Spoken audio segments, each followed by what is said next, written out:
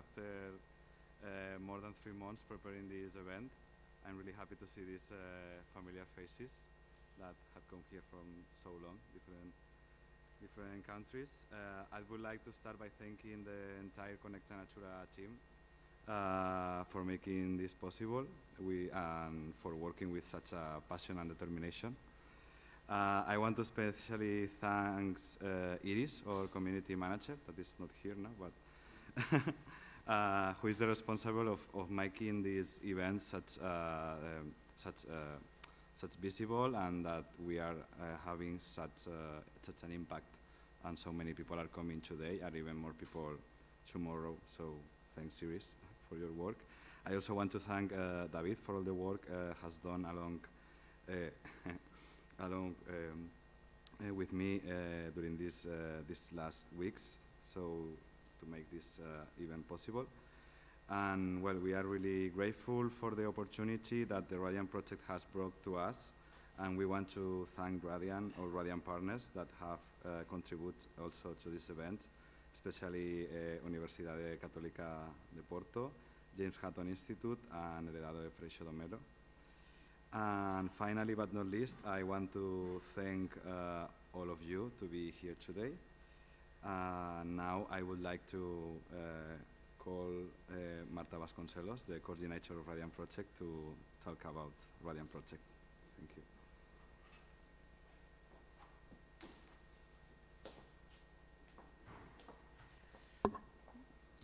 Hola, buenos días a todos. Es un placer de estar aquí con vosotros. Voy a intentar, me pidieron para hacerlo en español, pero no es muy bueno, entonces perdóname si digo algo completamente malo, pero voy a intentar mi mejor. Como Pau ya dice, mi nombre es Marta Vasconcelos. Tengo el placer y el gran honor de coordinar este gran proyecto que empezó en 2021. Y que vaya a quedarse hasta 2025, entonces ainda tenemos mucho trabajo para frente para hacer. El Radiant es un proyecto muy grande, tiene 29 parceros en la Europa, de 12 países. El gran desafío que Radiant se quiere completar es promover la biodiversidad y promover las cadenas especialmente cortas con variedades antiguas y tradicionales, contornar aquí lo que vemos que está aconteciendo un poco por todo el mundo, que es el paradigma de las monoculturas y de la agricultura intensiva, y que tiene muchas malas consecuencias para la biodiversidad y para nuestros sistemas alimentarios. Porque Radiante él busca conectarse con los productores, pero también con los consumidores. Es un abordaje que va desde el campo hasta el plato. No sé si se puede decir así. Y que su objetivo es conectar estos intervenientes de la cadena para que todos hablen unos con los otros, porque no podemos trabajar solo con una parte de la cadena. Esto es algo que Pau y David, Connecta Natura, hace muy bien. No fue por acaso que escogimos Connecta Natura para parceros de este proyecto, es porque representan mismo todo aquello que Radian pretende demostrar y hacer. Entonces estamos muy gratos por tenervos con nosotros. Radiante tiene estos parceros. Dentro de estos parceros tenemos lo que hablamos de Aurora Farms.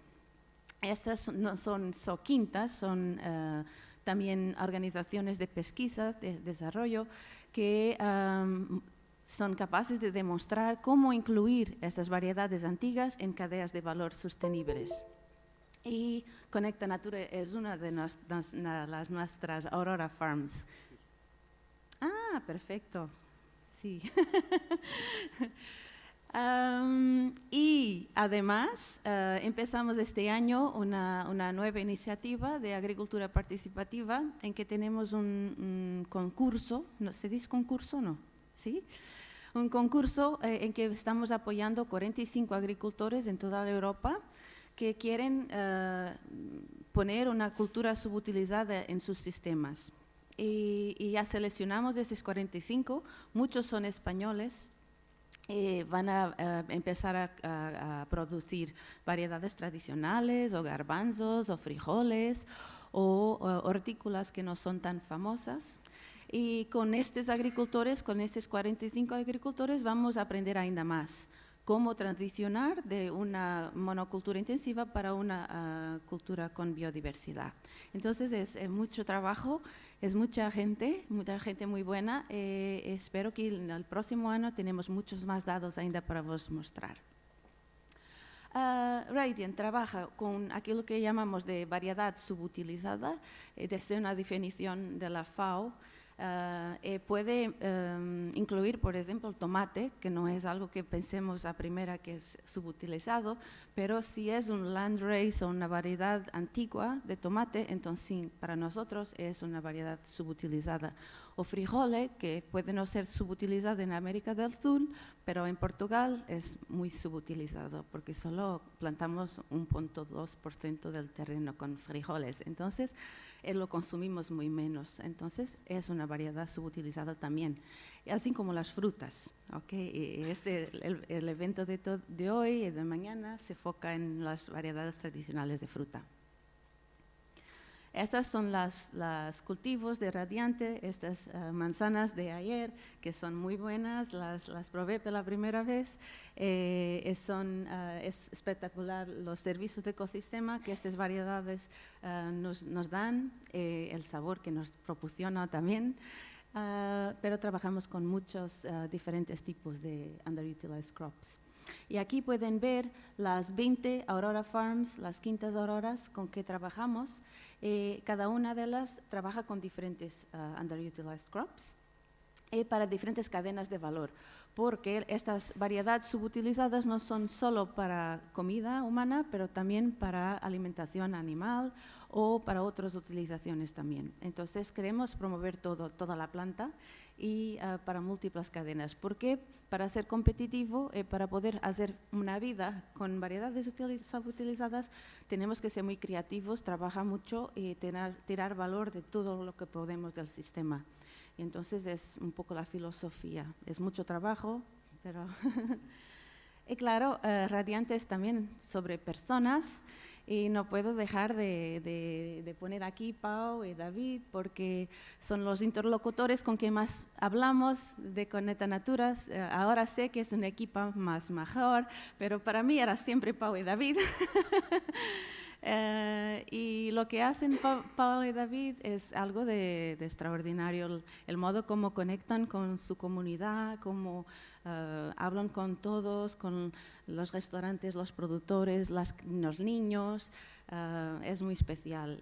Sin ellos y sin personas como ellos, nada podría acontecer. Lo que hacen con muy poco es muy espectacular. Es algo que a mí me impresiona mucho. Perdona si no tienes un orçamento mayor, pero en un próximo proyecto puedes pedir más, porque lo mereces. Entonces, Radiantes sobre esto es conectando todos los intervinientes de la cadena. Tenemos una aplicación de teléfono que estamos desarrollando ahora. Tenemos un website, social media y queremos mucho que hacer estas conexiones para poder mostrar a un agricultor que hay varios caminos para llegar al consumidor o a una cadena de valor. Estamos desarrollando herramientas para conseguir hacer esto. Y una de las cosas más importantes del proyecto son momentos como este, en que ponemos todos los stakeholders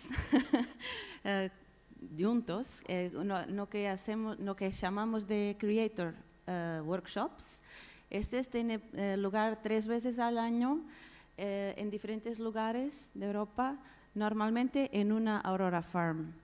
Este año que pasó tenemos 3, uno en Alemania, en que estuvimos aprendiendo cómo hacer procesamiento de proteína vegetal para desarrollar nuevos alimentos como hamburguesas vegetarianas, tanto más. Tenemos un evento en Grecia sobre agricultura vertical, hidroponía para verduras. ¿Perdona? ¿Está bien? Para verduras alternativas.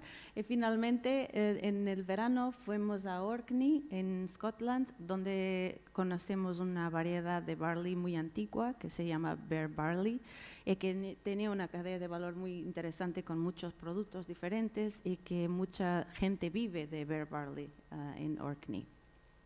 Este año tenemos más 3, esta, donde estamos ahora, sobre fruta tradicional. Después tenemos una en Azores, en las islas de Tercera, no sé si ya fueron o se conocen, pero es un lugar muy bonito. Vamos a trabajar con biofontinas en traditional leafy greens.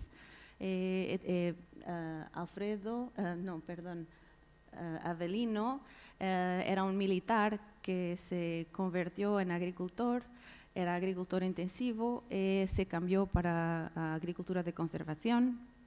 Tenía una historia muy, muy bonita también, está un caso de suceso en todas las islas de los Azores, lo que consiguió hacer también. Y finalmente en Bulgaria, más para el final del año, iremos a hablar de tomates. Entonces, es esto, no me delongo mucho porque Pau tiene mucho más que decir que yo. Muchas gracias por estar aquí y por nosotros podermos aprender con ustedes. Estoy muy contenta de estar acá. Gracias.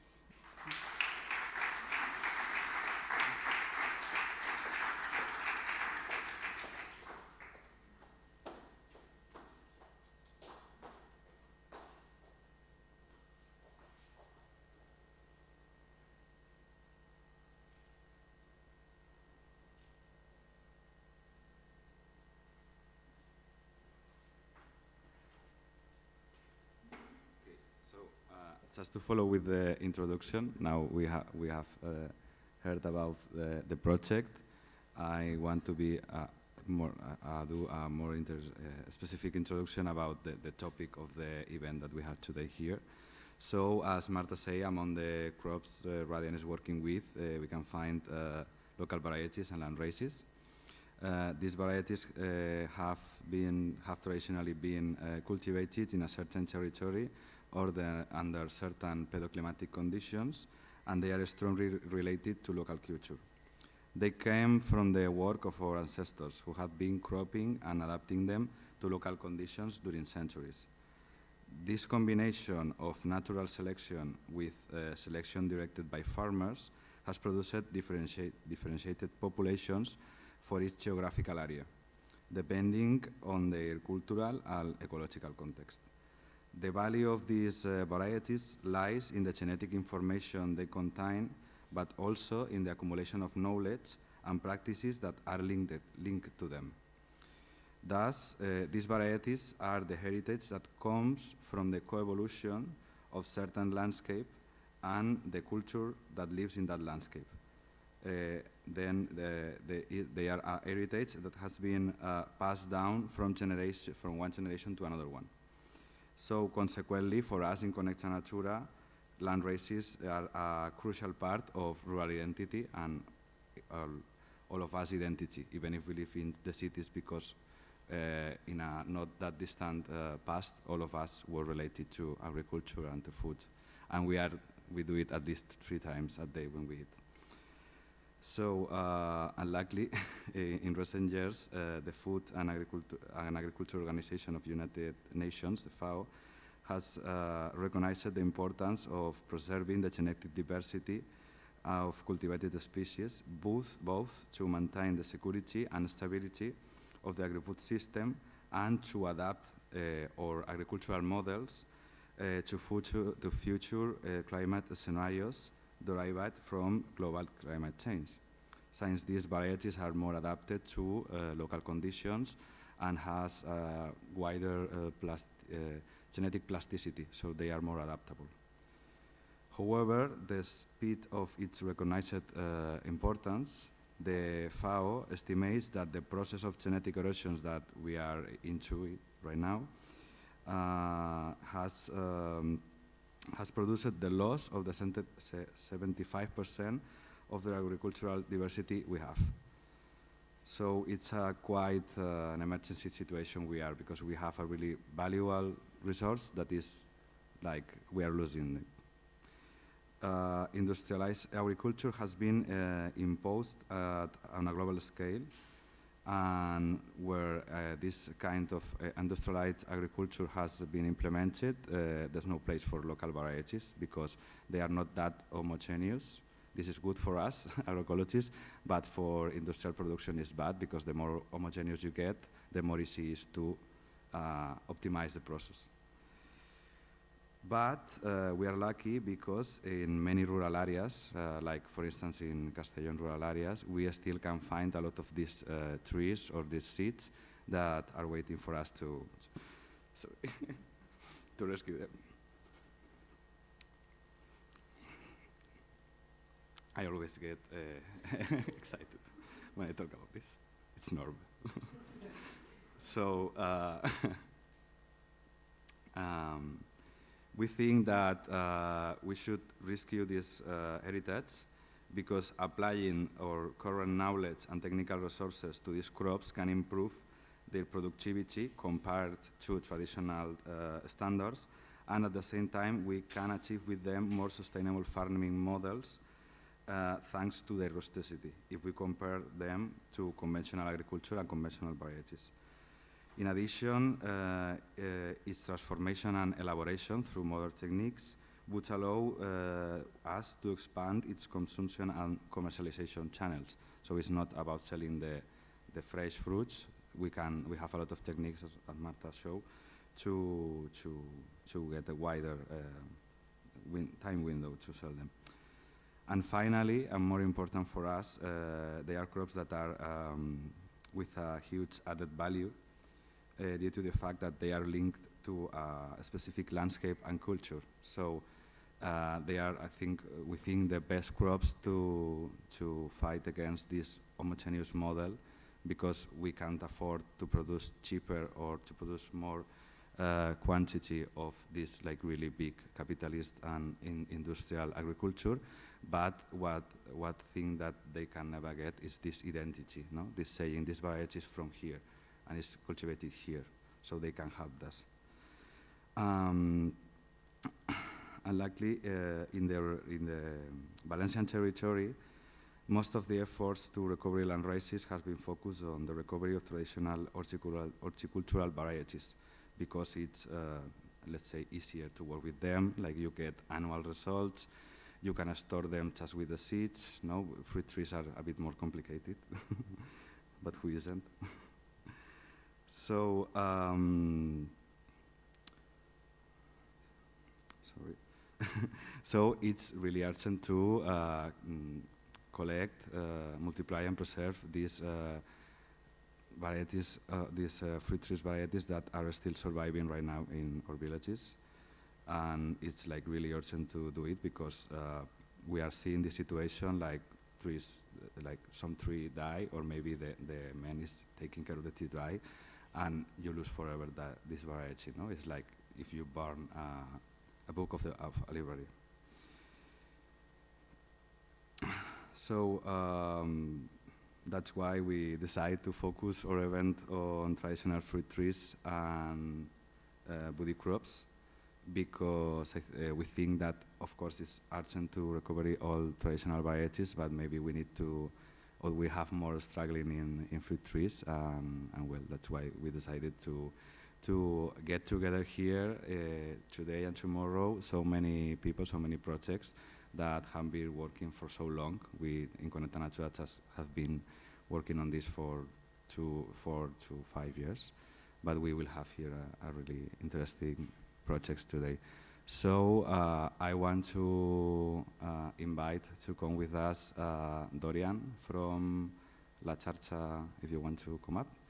It's from La Xarxa de Guardians de Varietats Tradicionals de la provincia de Castelló. Then also Violeta, which is from de la Red de Semillas del País Vasco. if you want to come up with us. Yes. And then finally, we will have online Laura Aceituno. He is already with us, he is hearing us, he's watching us, but you will see her later. So at the end, I want to invite also Ana Fonseca from Hereda de Freixo do Mello to sit with us in the table. And please, Violeta, if you can sit next to Dorian, because I'm really... And yes, okay, so now I sit with them. I changed my role. I'm not more the presenter. I will introduce Connecta Natura, and then we follow with the presentations.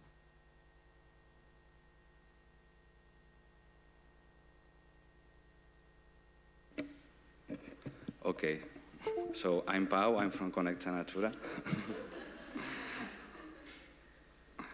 And I'm here to talk about of work.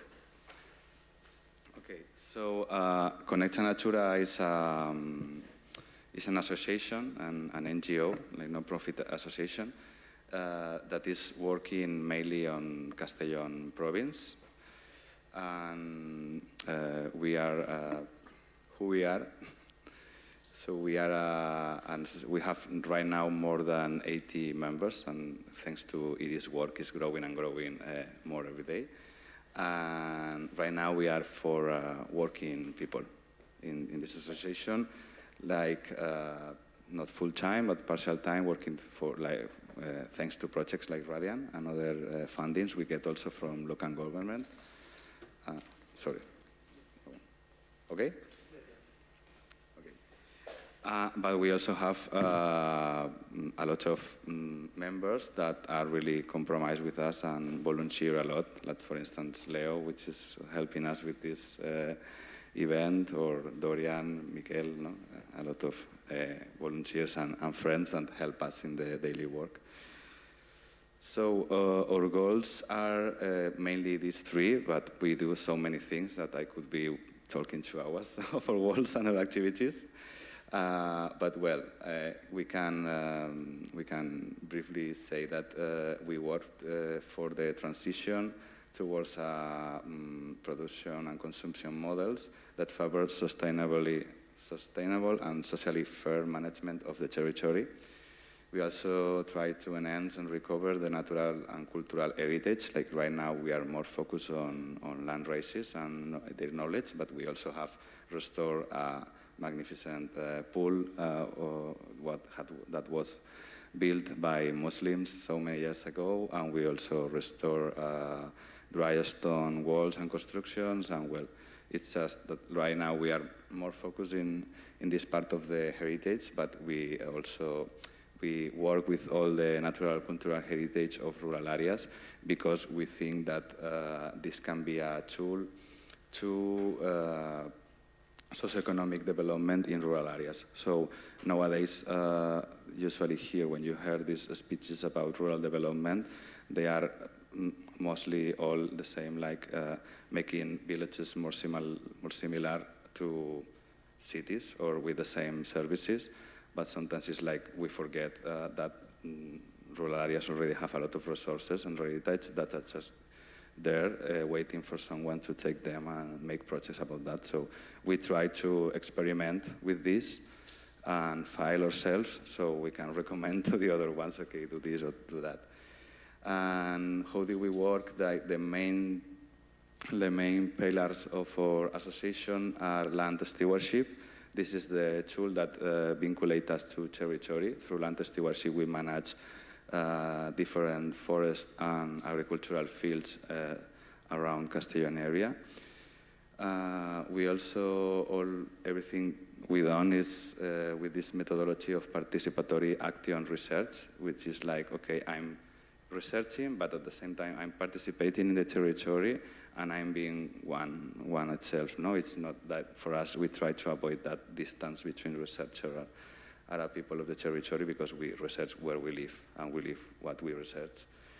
And finally, but not least, education is really important to us. We do it through volunteering, we do it through workshops, we do it through many ways, like being here today in private talkings, but we always are trying to educate and raise awareness about these topics.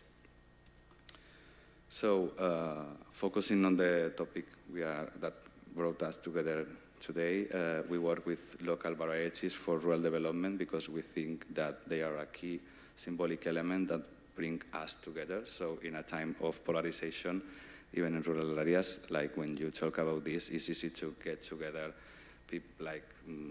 people from different political parties, from different sensibilities, no? So we think it's a nice approach, a beautiful approach. It's like you come in asking and highlighting a heritage that is common to all, no? Not saying like you cannot do this or you cannot do that. So it works quite well for us. We work equally on the recuperation of traditional crop varieties, which David is the one in charge of this area and is doing a marvelous work. We are developing a seed bank of our own and also working with La Xarxa to do participatory breeding. And we also work with fruit trees. I'm the one in the association who is in charge of the area of fruit trees recovery. And yeah. So, focusing on fruit trees, in 2019, we start this project called Empels de la Memòria, aprenent de la tradició per a plantejar el futur.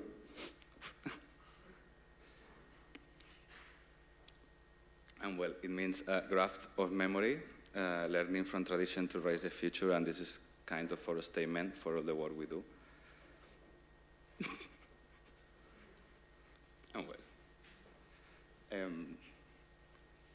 so it's what I was saying before, like we believe that the future of agriculture and land race is to take a look back and say, okay, what we can learn from this, no? Maybe we have to graft progress under the roots of tradition. This is the good progress. Otherwise, it's a nonsense progress.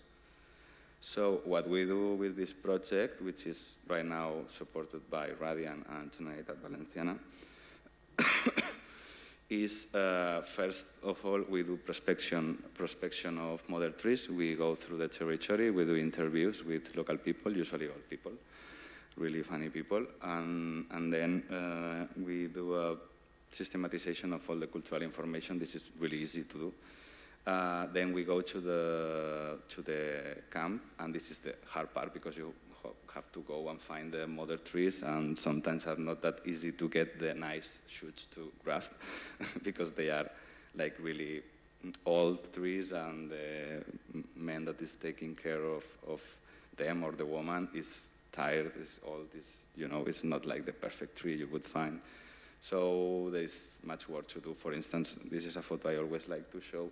This green in the middle, this green thing is a apricot that we say yesterday, the Radiant Folks, that was completely surrounded and full with bushes. So to get there, you have to fight for the bushes. So this is a good example, no, of what is happening, that forgiveness is covering this precious treasure we have there. Then we do propagation. We have propagation plot, a kind of nursery, but we are not a nursery, a proper nursery, because it's just for inner purposes of the association. So we are not selling the plants. We are just like giving them to our associates. And yeah, in this tree nursery, when it's time, we get shoots for all these trees, and we graft it under several rootstocks. And it seems maybe Laura is knocking the door, the one online. Okay, so yeah, and once then we get from these old trees, you can see there we have young and vigorous and strong trees. So then we have saved the genetic material, and if the mother tree dies, we are safe. Like, okay, we do it. And then it comes the next phase, that is study and promotion. Once we have the trees, we, for instance, this is an activity, a really beautiful day that we spent in Tinença de Benefassa, north of Castelló, and we did like a participatory, like the cherry party. So everyone brings cherries of their own, and we taste it, and we make photos, and it was beautiful because all people get together. So maybe someone has an old cherry tree, but don't know who variety is. So another one say, this is this one, And we always try to make like a community think of this, no? Because really it works better. You get farther if you get with more people. And well, this is me talking with an agriculture that we are giving them varieties, and we're just talking about. No, we also do this. We are to study and promotion. We are searching through the Dorian project professional farmers. So we are sharing the trees we grab with these professional farmers. So this is really interesting because it gives us data about how these varieties respond to cropping conditions, because they have been left for just self-consumption. So we also have people contributing and planting trees for self-consumption. That's really necessary as well, but it's really interesting to see the feedback of professional farmers with this. And sometimes are good news, not like these varieties have this bad like reputation, like they are not productive or they are not, but it's not like that. It's just that nobody works with them like we work with other varieties. We have to see when you start do a right and technical pruning, right and technical fertilization, etc. You can get amazing results in some varieties. And well, we also do a lot of events like these events. Maybe if you follow us, you will see like it's like the last 3 years we barely have no free weekend. Like always, we are doing events and workshops and things and etc. Like this one. Yeah, like last October we did the Valencian Ferry of Local Varieties in Benlloc. It was really nice. And this is part of promotion, no? And finally, but the most important of it,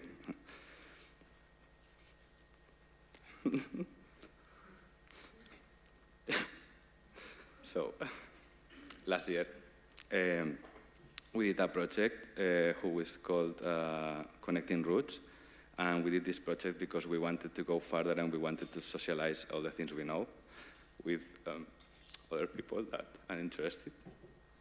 And we did a lot of formations, workshops, etc. And it was a participatory process that was supposed to, at the end of it, like, it's not us alone anymore who is doing this work, so we have another group of people doing this, like, same. Like, we are the same, no? We are, like, the same level. So that's why I'm excited, because it has got real.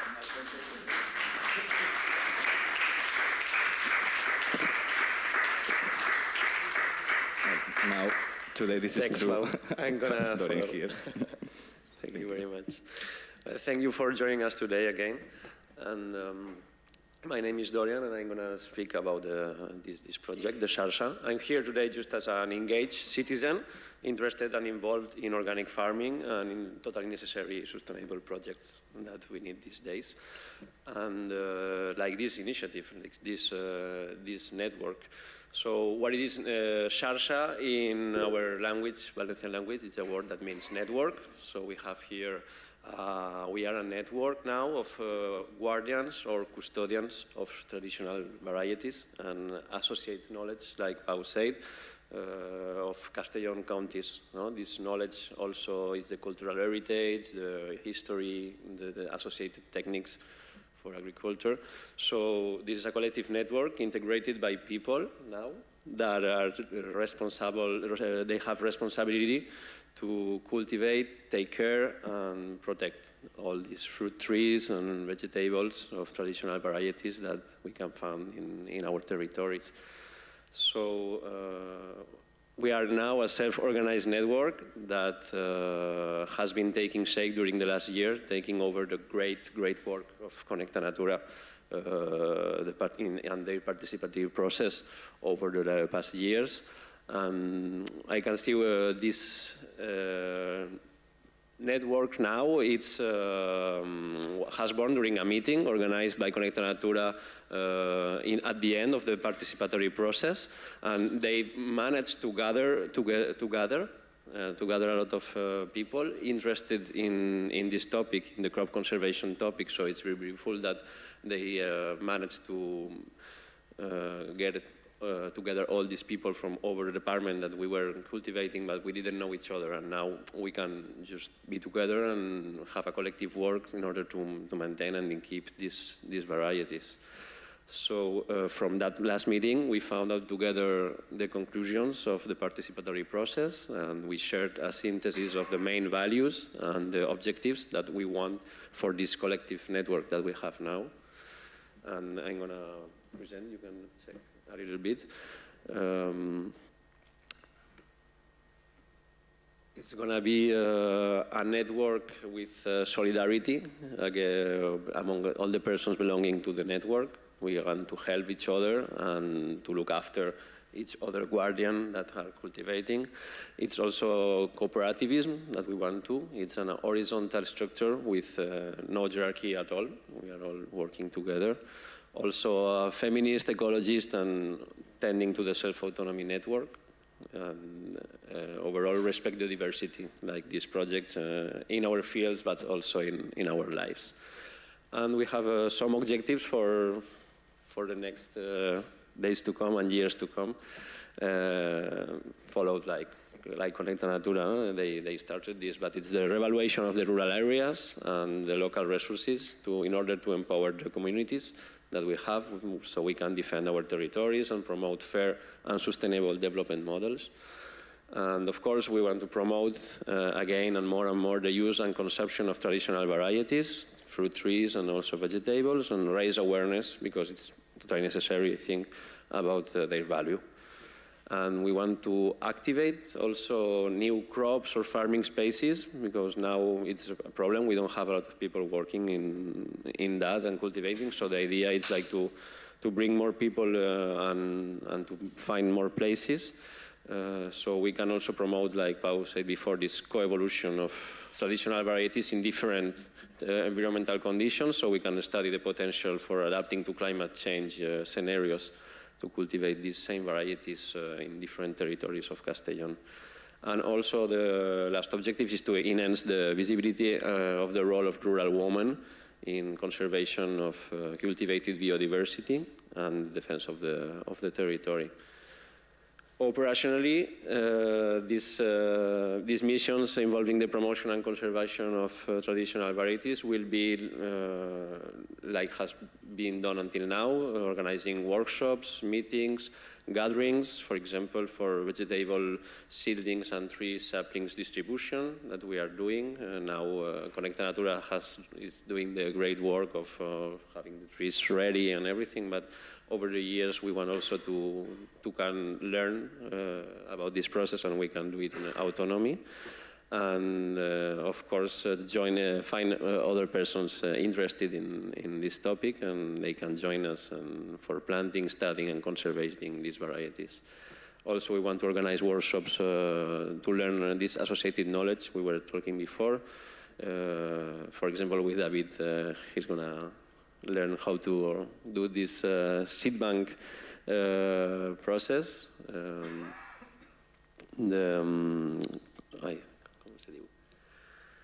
The extraction seed vegetables for workshops that we are going to do this year for sure, in order to have these seeds, new seeds ready for people who want to join also the network.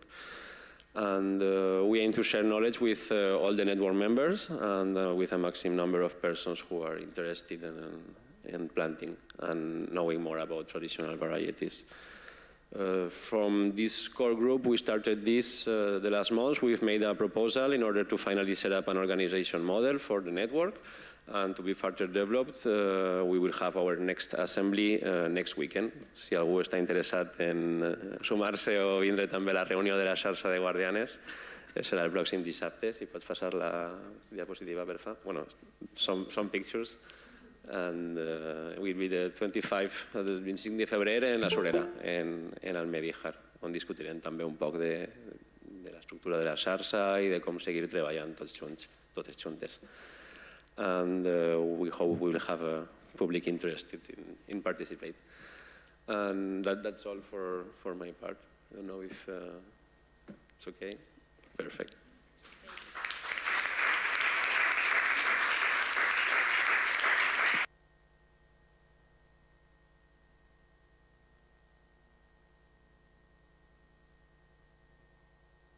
Okay, so now it will be turn for Violeta, but first we have to fix some technical problems with the online connection. Sorry.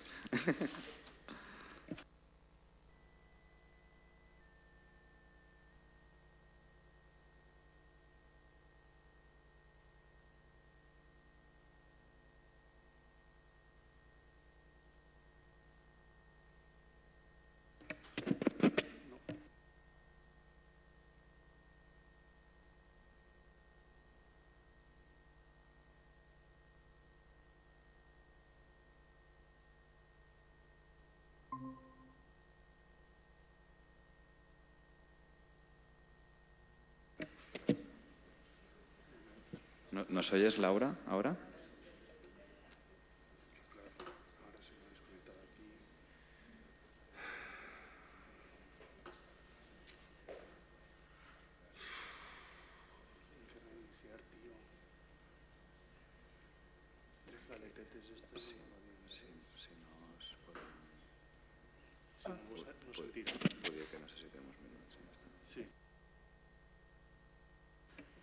Okay, so we need some minutes to fix a hearing problem. Just be steady.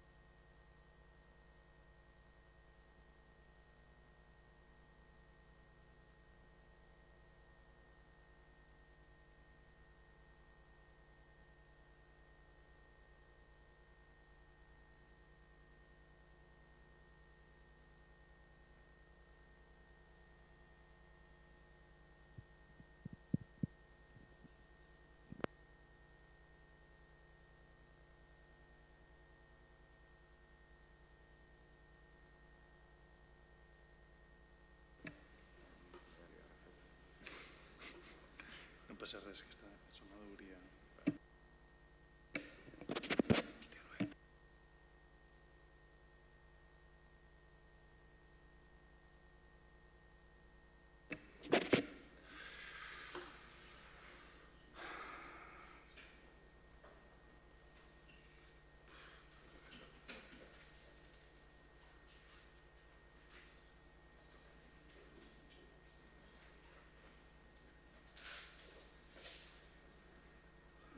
So in the meantime, I don't know if someone has questions for Marcha or me or Dorian about the presentation we had made. We can take the advantage to do it now, so we save this time for later.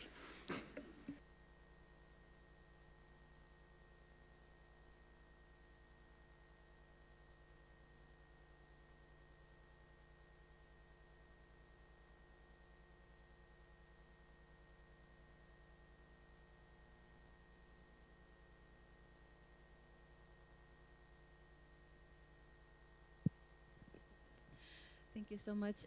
I was wondering if you are familiar with other similar organizations like the Guardianes in other countries, if you have connections with them, or if it's something you'd like to do also to get connected to in other countries to people who think the same way and do similar things.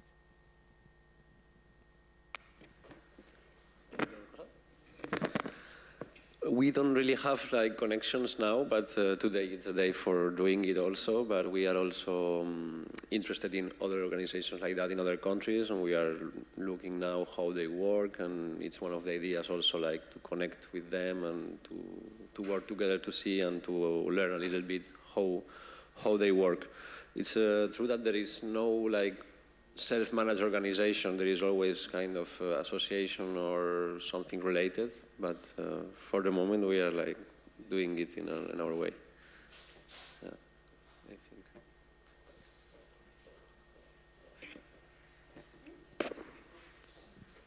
Thank you very much.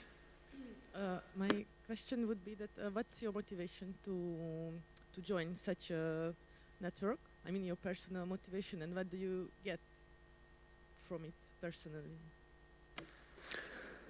Thanks, it's a nice question.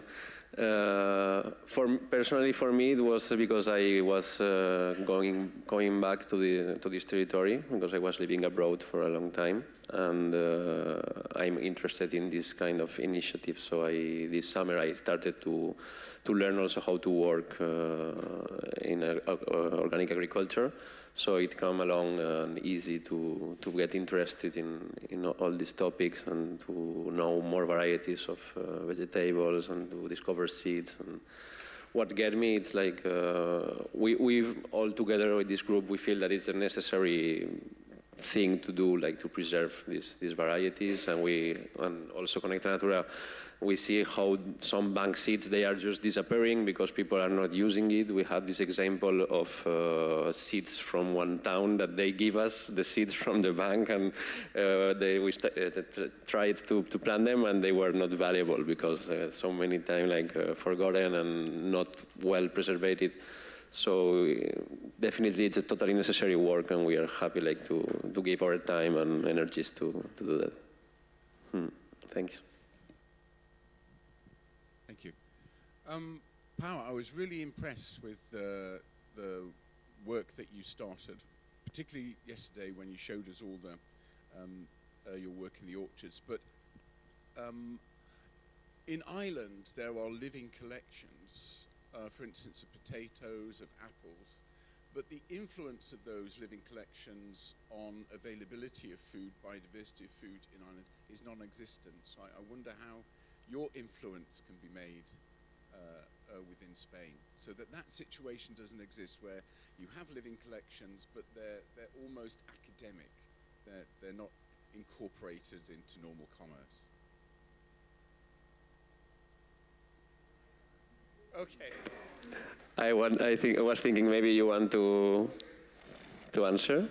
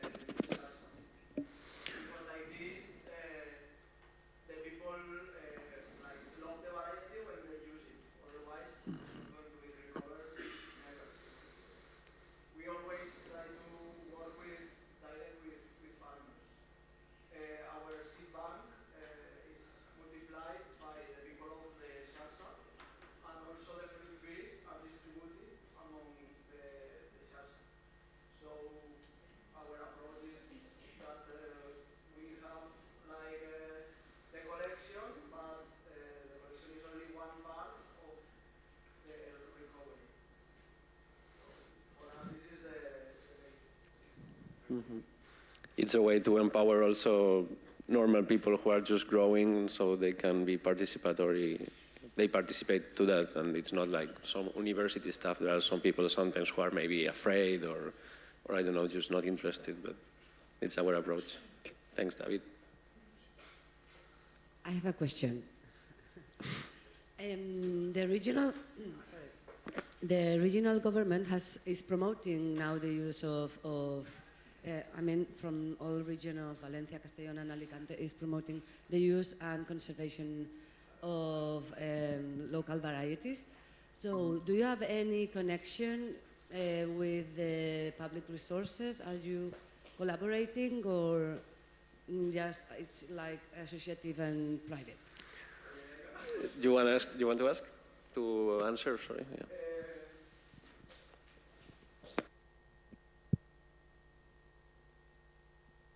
Yeah. We have, well, we started the project Tempels de la Memoria thanks to one of the fundings from the Valencian government that from the la Conselleria d'Agricultura with the grant of Finques Colaboradores, that it was our first opportunity to start this project.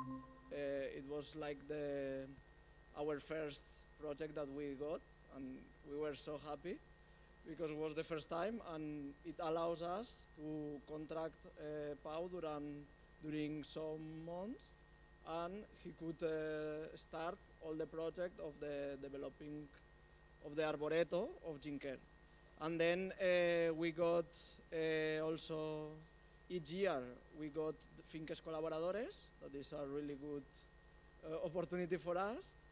And also since 2000, well, like since 2 years ago, we got also Estratègies Agroecològiques, also from the Generalitat Valenciana, from the Conselleria, that allowed us to do the project Biodiversitat, that is focused more in the promotion of the traditional varieties by doing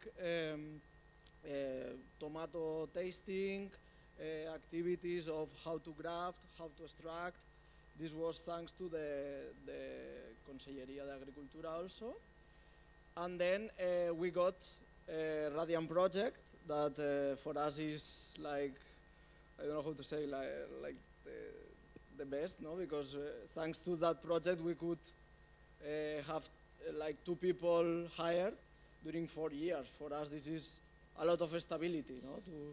To develop one project with fruit trees that it lasts so many years. And then we got funds from the Conselleria de Participació to promote the process of the Xarxa, the promotion of the Xarxa, the Guardians. So we have been receiving a lot of help from the Valencian government, and yeah, we are very, very happy, and yeah, thanks to that we can continue our work, and thanks to Radiant also, of course. Okay, just to inform about this, we have solved problems. So, but if there is some question last, we can close the question section for these interventions, and then we go for the other ones. We are good? Yes? We will have the opportunity to keep talking later with food. Okay, so now we have Laura with us. You maybe have seen it while we were doing the testing in the screen. Laura is already hearing. But first we are going to her Violeta presentation. So it's all yours, Violeta. Thank you.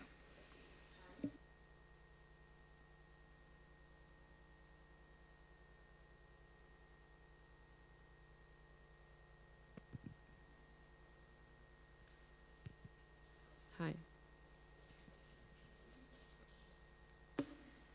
No, because I want this one. Sorry, well, my name is Violeta. I'm from the Basque Seed Network, and it was really uncomfortable for me with the presentation before in the back, so I would do it this way.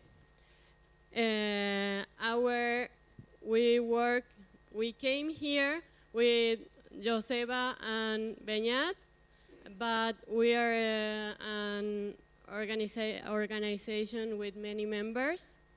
So today we are going to show just a little bit part of what we do with fruit trees, but we have a lot of other work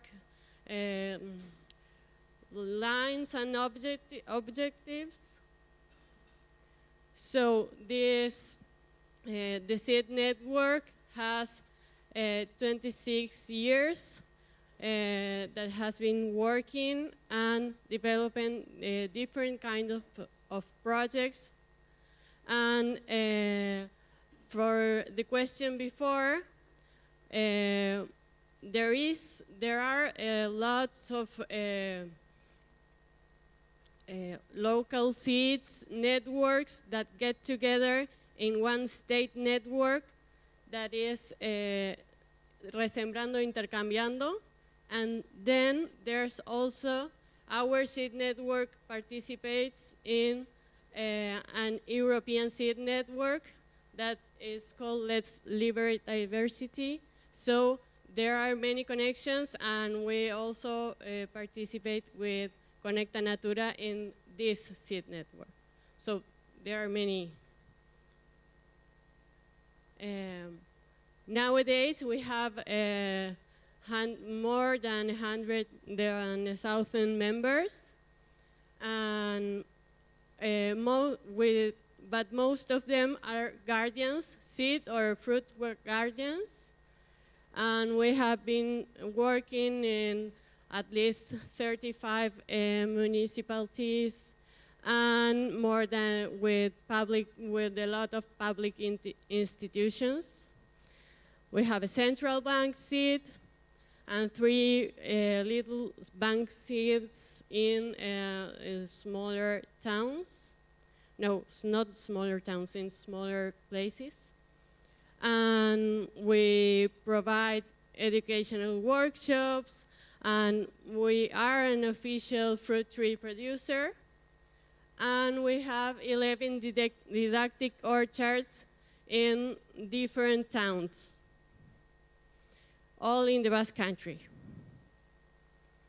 So to understand a bit of our of what we do, we have like 3 principal or lines that are related to research, conservation, in situ and ex situ conservation. This is a picture of the seed bank, of our central seed bank, that is in the Botanic Garden of Olarizu in Vitoria-Gasteiz. And this is part of a picture of our nursery, there also in Vitoria-Gasteiz, and some of the work we do. But we also do dissemination and outreach projects, and try to enhance value of these varieties. And for that, we do different kinds of things. One have to do with public or students, and do dissemination with students, and also with, how you say it? Guardaparques? Yeah, people that works in natural parks. Also with general public doing tastes of fruits, the fruits that we have in the nursery. Then we work together with producers and make products and elaborated products with that fruit, to show how you can do the process and participate in this network. But since when we start this presentation, Pau and David were asking to our seed network how it was to develop a line in conservation of fruit trees. So here we have a little points of our everyday job to sustain that project. So we thought it would be interesting for people that wants to start this process, like the first or points that are important to have in mind. So this process in the Basque Seed Network started in 2007 and is still going today. But these are the points that are important to have in mind. And it's not only learning the know-how, but also finding people interested in the topics, finding people that has the knowledge and in local towns about those fruits or fruit trees, and also finding the fruit trees that it seems really simple, but it's not. So, but also you have to get the permissions to do it, and because it's reproductive material, and also is knowledge transmission, so it has different ways of getting permissions and different commitments you have to do. And then get the place to plant the fruit trees, work there, and do research inside those nurseries and collections. And then always start over. So nowadays, we have 2 nurseries that are principal. These genus are the ones we have there. And we have also 11 didactic and reference orchards that are placed in natural protected areas, in public use areas, or in communal, town communal lands. Yeah, so we have here some of the pictures of our didactic orchards. And most of the jobs that we do there, we do it based on volunteer work. And this work this getting together is made by the figure that is really common in the Basque country that is called auzolan. It's a way of getting together to do something with a purpose, collectively and with a purpose.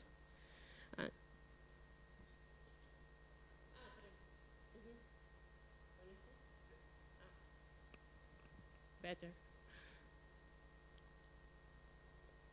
And this is part of our work, our everyday work. All that we are here, we started as volunteers, and then we get in different projects. But for us, it's really important this guardian role that is part of our seed network and fruit,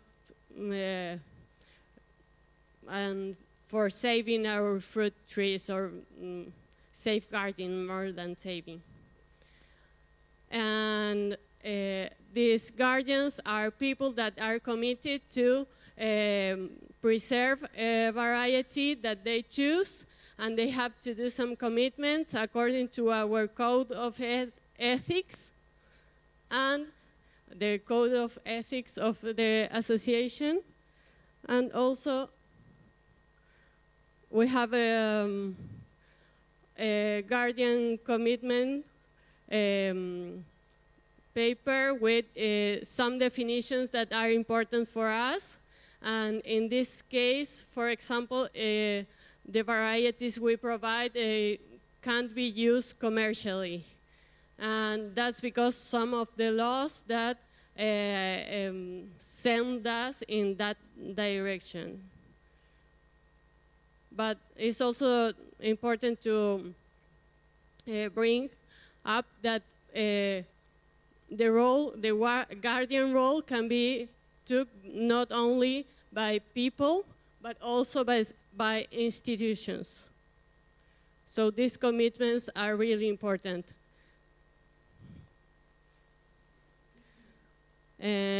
For you to have an idea, right now, until last year, we had 478 woody fruit tree guardians. And we do each year a fruit tree distribution event. And in our central nursery. But then we have some other days for tree distribution that are embraced by some municipalities, like these ones that are named here. And we also started some projects of edible forest in those two communities. Then with this, once we have the research and we have the trees, we do dissemination work with them. So we brought here just this, the picture there is from a project in Orduña. That is the one that represents most of the points we have been working along the years. In Orduña, they have their own didactic orchard, and with people on, with kids on school, they go with us to the orchard. We collect the apples that they have there. Then with them, we make juice, and then the municipality has labels the juice saying that the work was made on local varieties, on local varieties, and with the school and the seed network. And this juice is not for sale. It's as an institutional present for people that goes to the town to make any kind of work there. So it's a way of letting people know that this work is being done and is in the territory and is getting more, amplifying its scale. Then we have other kind of work like talks, courses, workshops, some plantations of local varieties, and we have this a new project, or not so new, but for the last 2 years, of that is called Centro de la Biodiversidad Cultivada Vasca, and this is a project that was selected by the municipality of Vitoria-Gasteiz to be presented in the Milan Pact Award. And we have a YouTube video that explains about that, so I'm not going to enter in that point, but it's interesting because it's how to, no, it's not how to, it's the way we are making to introduce these varieties in the territory and amplifying the scale of its presence in the fields. So here we have some pictures to show this work. These are our annual distribution, tree distribution. This is from the a traditional festival that is about chestnut in some other, in a town called Apellanis. This is our nursery in Vitoria-Gasteiz. This is our pictures of courses and other events. And finally, Pau asked to different panelists, to answer some questions, but the questions were really difficult to answer. So we made a counter offer with more questions. But then, when we have the possibility to do the debate,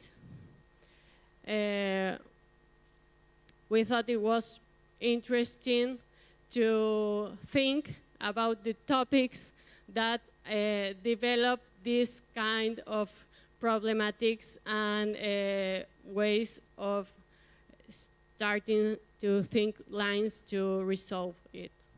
And these topics or questions have to do with rural-urban links, land access, and plant needs in the territories, what is preferred by consumers, by producers, the ways of amplifying the scale. This topic that is not, that is really important, that is local varieties registration and laws related to that. Diversification of diets that is related to these topics here, and also with landscape diversification, and also this big question here that is political incidence of our projects and how to have inputs in that side. And well, that's it. Eskerrik asko.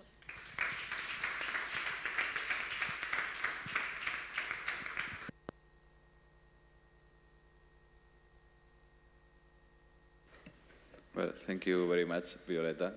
Your project is a really inspiring project for all people that is working with this. So many years of experience doing such a great work. And thank you also for your inspiring presentation, for the questions. So I don't know if really quick someone has a question for Violeta about the project. We have not much time, so try to keep short with the question, then longer answers.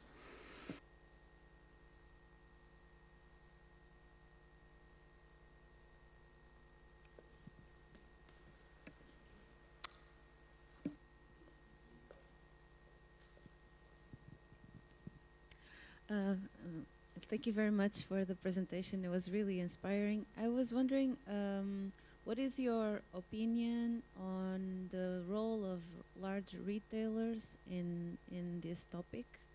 Can they be supportive, or are they mostly acting against what you're doing? Can we use them somehow in your endeavors to scale up, like you mentioned, that's important? And how do you see their role?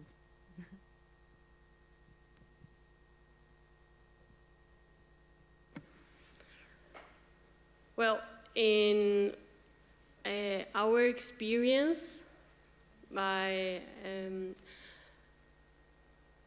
don't think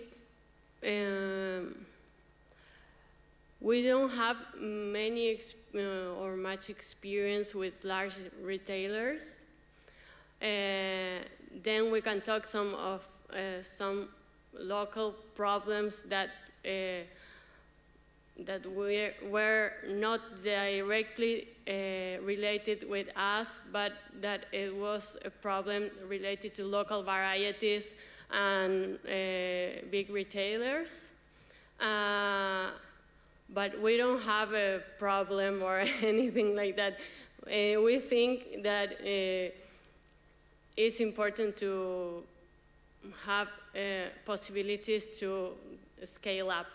So and they are actors with a lot of economic input in society, so we have to figure many things before we have to figure many things to understand how to make an imbricated system. And so that's why the questions were there, because it's really hard. And so we are starting little by little and from bottom up, but they are actors and they are present, so we have to try to involve them too.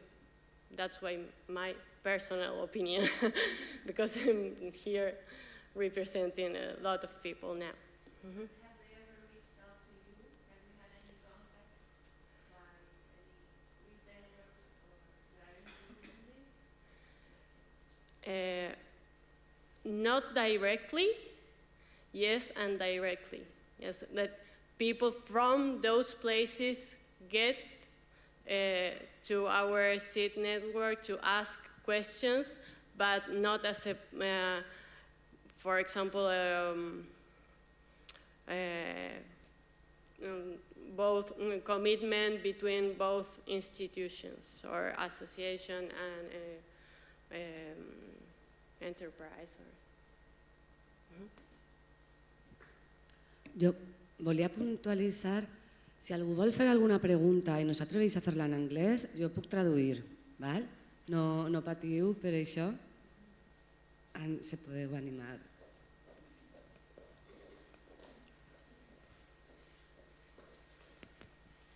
Hello. I just wanted to know about the national network, because I was surprised that you were talking both about seeds and fruit trees. I thought it was only seeds network, but how, are you all working on fruit trees too, or are you only a few ones, local or territorial, regional networks that are working on fruit trees? We work as a seed network with fodder plants, plants for orchards and horticulturalists, plants that are interesting for horticulturalists, cereals, and fruit trees. So it's a seed network, but we work in different kind of plants because our interest is to conserve and put in territories local varieties, no matter which kind, but the ones that are important for traditional local culture. So it's not kind of selected, but it's backwards. It's what people in the towns think is important, and that's what we choose. Just to give a bit more information, the National Seed Network is conformed by different entities like Connecta Natura and La Troje and Basic Network. So each one works on its own thing. So it's like a network of networks. So each network has its own topic. Depends on the territory if they are working on. But the fruit trees, I think we are the less like. There are more entities that work with seeds than fruit trees. Yeah. Yes. So maybe we should go on, and later we have, I didn't mention at the beginning, but since we have short time now for talking, and this is like a very vertical space, like we are talking and you are there listening, that's why after this we have this dynamic space, which is going to be more horizontal. So we can keep talking about these topics. We can collect the wonderful questions that you put on the table, and we can discuss about it later. So now for me it's like coming from an inspiration project to another one, which is La Troje. So I'm going to put on the screen Laura Aceituno, which is with us online, and hope that everything is fine. Can you hear us, Laura? Are you with us? Hi. Hi. Do you hear me? Yes. A bit softer, but maybe we are working on. Okay, so I can see you.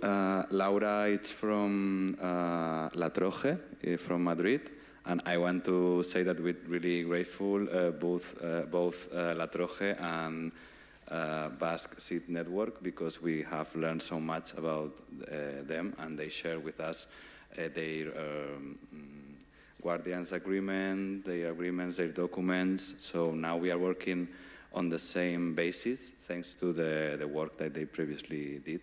And so later today we have this tree exchange activity, and the formularies we have, they are made thanks to you and to the Seed Network. So yeah, just to mention that. Thank you. It's okay, the sound? Yes, now it's perfect. So you can share your screen, so we can see your slides. Okay.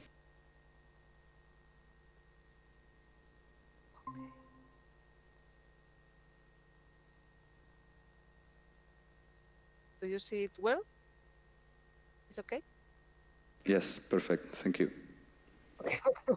Because I don't see you, so it's very strange for me. Yeah, I'm sorry. We have a problem with the camera now, but it's better if we don't try to solve it.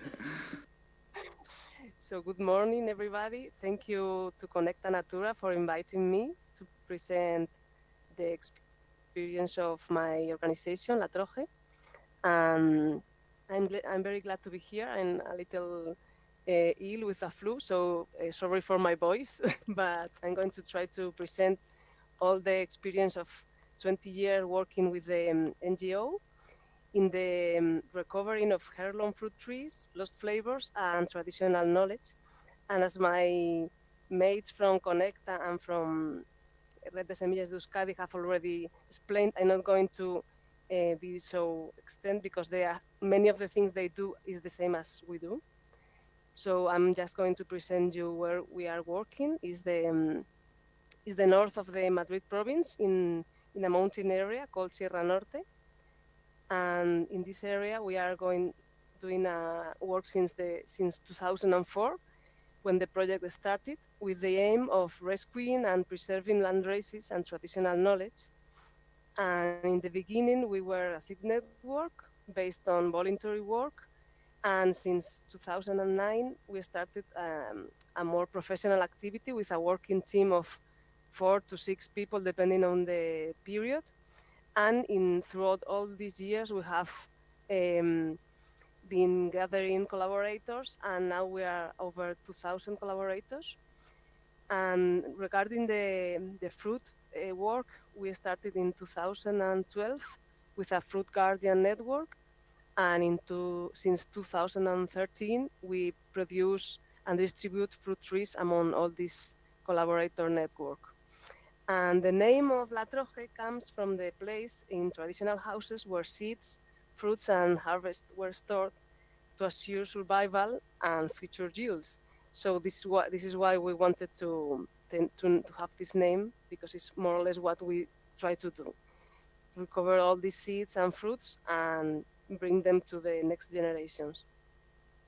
And the pillars of what we do start with the rescue of knowledge and trees, focusing a lot in knowledge also, not only in the genetic materials, because all work started with an ethnobotanical study in the Sierra Norte, and after in another region in the southeast of Madrid. And after, with all this knowledge and genetic material, we work in preservation with fruit banks and guardians network, and also reproduction, because we think that we have to make all the interested people available these varieties. So we started with seeds, with plantlings, and since 2013, as I told you, we started organic growing of fruit trees and direct distribution to the collaborator. And also, parallelly to these activities, we made dissemination and participative research. And I'm going to tell you about a citizen science project focused on apples, which I will share in the end of the talk. About the rescue of traditional knowledge, we did a very intense work during 7 years with interviews to 90 local farmers in Sierra Norte and 15 in southeast of Madrid. And we focus on the description of varieties and also the use and management.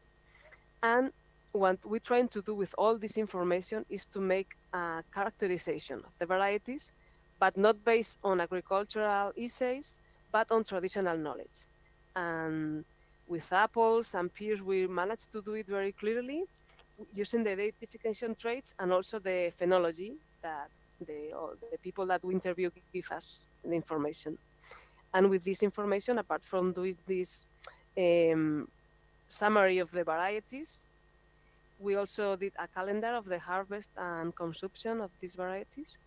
And after, we also continue the field work, trying to identify the local evaluation criteria that the farmers have to evaluate their varieties, and also ranking the varieties using these criteria in order to pass the information for future farmers that want to decide whether to plant these varieties or which of them to choose. Sorry, an example of... Sorry, what? Laura, if you can hide the bottle you have. Okay. Yes. I didn't know you see Wonderful. that. Sorry. An example of the results is this small calendar of harvest and consumption of a few apple land races that show us that the harvest, the raw consumption, and the cooked consumption of apples. And this is a small example that shows that until the 60s of last century, in Madrid province, that is now unbelievable, the supply of fruit was covered by local production all year long, not only with apples, but with pears, cherries, plums, fig trees. So this is something that was lost only some decades ago, and we would like to at least recover in a small part. And the other part of the ethnobotanical study was focused on the evaluation criteria, and we found that the most important criteria in the selection and identification of varieties of fruit among the farmers were flavor, after followed by conservation, texture, precocity, productivity, harvest safety, and good for cooking. And when we invite the farmers to make a ranking of the varieties using the first two criteria, flavor and conservation, we found out that no variety satisfied all the evaluation criteria. So only cultivating diversity, all the needs of the farmer families were met. So this was the incentive to preserve all this huge diversity of fruit. So this is something that already I saw the Pau presentation already showed, all the process of rescuing the genetic material, so I won't go over it more. And what did we do with this material? In the first place, we didn't have in the start, we didn't have a land of the NGO, so we collaborate with public institutions like the Madrid Agricultural Research Institute, and there we settled a fruit bank that now has over 300 fruit trees of 4 species, mainly apple, pear, plum, and cherry, which are the fruit trees more present in Madrid province, and that preserve 166 heirloom varieties from both Sierra Norte and southeast of Madrid. And also we settled a small fruit bank in the Biosphere Reserve in Sierra del Rincón, which is a small in situ conservation land for visitors and tourists also. But what we are more proud of is all of the preservation work with the Guardian Network and the collaborator. This we started when we started to produce trees for the fruit bank. All the trees that we have in for free, we gave to interested home gardeners in the regions. And after the next years, we collaborate with municipalities, so some fruit trees could be offered for free, and these local people signed a contract to be guardians of these varieties, as Violeta has already explained, so I don't go more deep in this topic. And what we are also developing in the last years is the production and distribution of these fruit trees. As someone asked, it's difficult to find these trees in the retailers. So we collaborate with a nursery that is also part of the Spanish seed network, as La Troje and the other NGOs. And we collaborate with them in order to have a big offer of different trees, organically grown and grafted in rustic rootstocks, so they can be preserved for many years. So in the last years, we achieved a more or less stable demand around 1,000 fruit trees per year that are distributed among 100 collaborators of the NGO. And they are all heirloom varieties from Madrid and also from other regions of central Spain. Another part of the activity is the dissemination activities. One of them are the training courses and workshops on organic fruticulture, which are very demanded in Madrid, because here the tradition is quite lost among the young farmers. So we are very demanded of pruning and grafting workshops. And in this, we try to also rescue all trees that are in risk of death, and also do the grafting with heirloom varieties. And most of the attenders of these workshops are home gardeners, and only a few professional farmers. And the last thing I wanted to talk to you about is the participative research we carried out last year about testings to describe the sensorial traits and the evaluation of heirloom varieties, specifically of apple trees. We started this project triggered by a paper that was published in a very important magazine in Spain, Fertilidad de la Tierra, which is read by many organic farmers. And in this paper, a very well-known organic assessor talked about land races and heirloom varieties of trees, and that he defended that they were not accepted by young generations. So we wanted to try this in a small study, and we did hedonic apple tasting of these varieties, raw and cooked, and we offered them to different age groups. We work with an professional studies school, with some bars and public social spaces where meals were given to old people in small villages. So we managed to have 4 age groups, and after the study we found that there were no significant differences in the preferences among age group, tasting 4 heirloom fruit trees and 1 commercial. And some of the heirloom varieties of apple were preferred to commercial ones by all the age groups.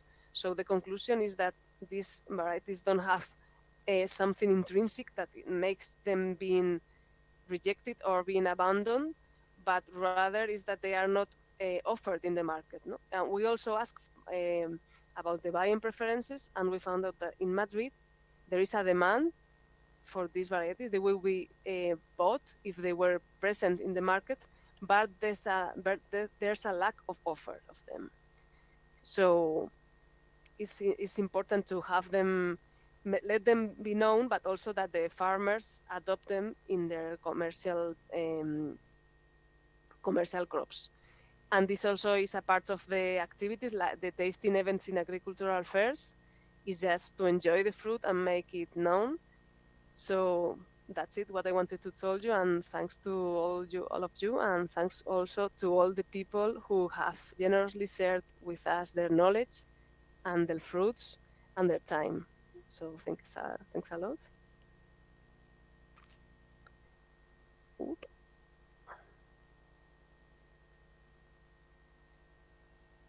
Can you hear me? Yes, it was great. Thank you.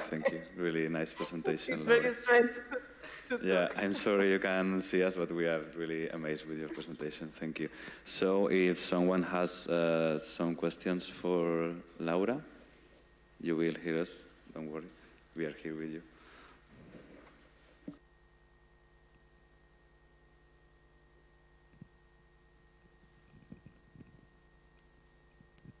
Hi, thank you for your presentation. I'm coming from Hungary, and I would like to ask you that the guardians who are getting trees from you, do you know what they are doing with the produce? It's for their own consumption, or somebody is able to process or sell, or do you have any information on that?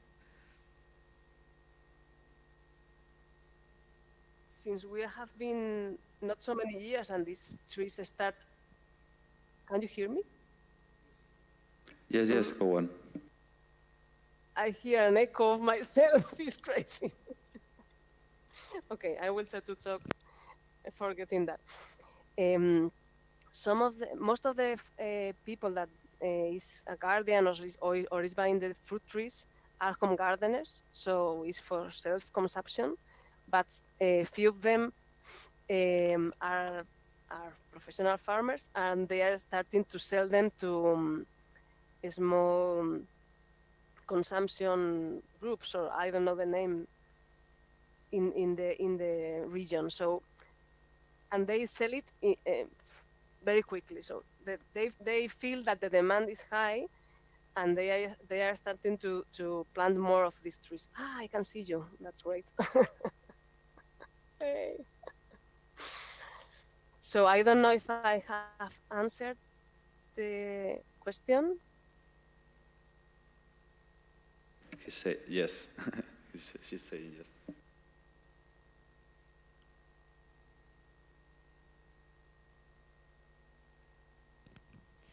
Thank you. I'm Marta from Portugal.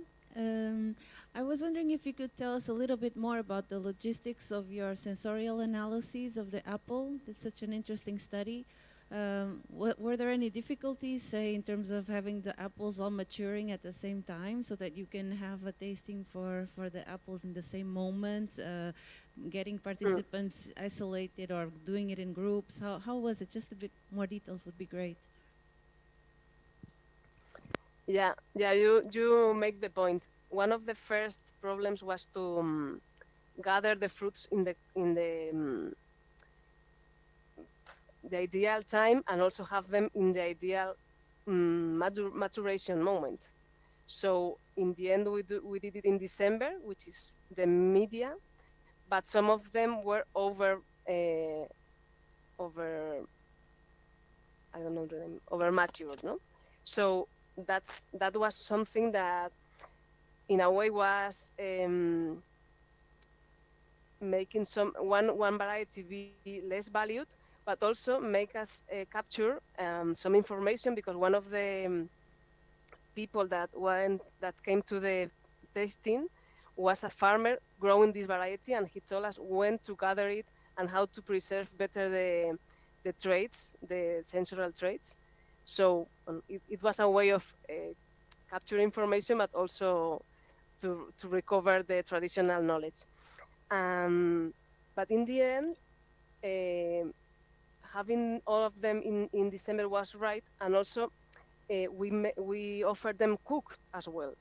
That was very important, because some varieties were very valued when they were cooked, but raw were were not interesting at all.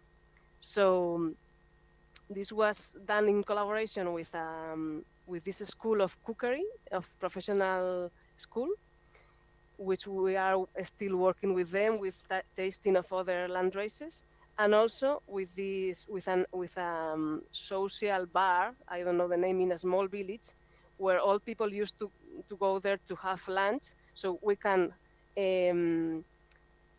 make the tasting with people over 80, which is very difficult. And also all the collaboration, all the collaborators of our association in like 40s, 50s came there. So this way we managed to have this broad range of ages, collaborating with these two institutions.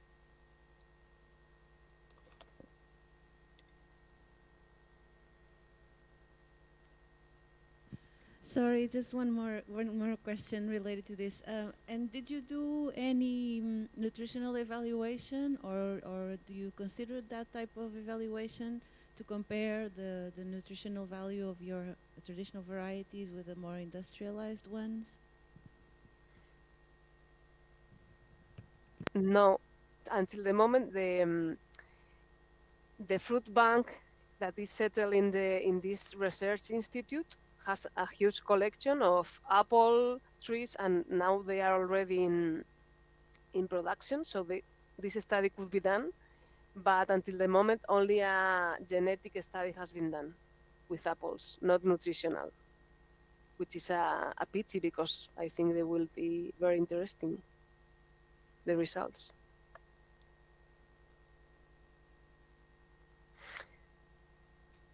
And also, but I think, Marta, you made a question about retailers to Violeta.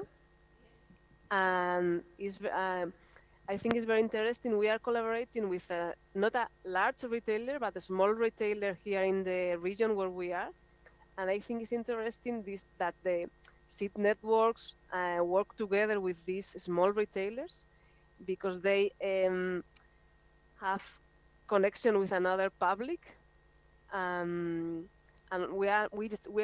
it's good to have friendship with them because we exchange varieties and also techniques. We are not competing, so they are not angry because we are doing this associative work, and also we get advantage of their knowledge of nurturing. No? So we are. I think these small retailers are a key point in recovering fruit trees. For example, in Spain, there is like a heirloom fruit freaks group that is managed by a retailer in Galicia. Maybe you know him, or Pomariño, a very, very interesting project to know.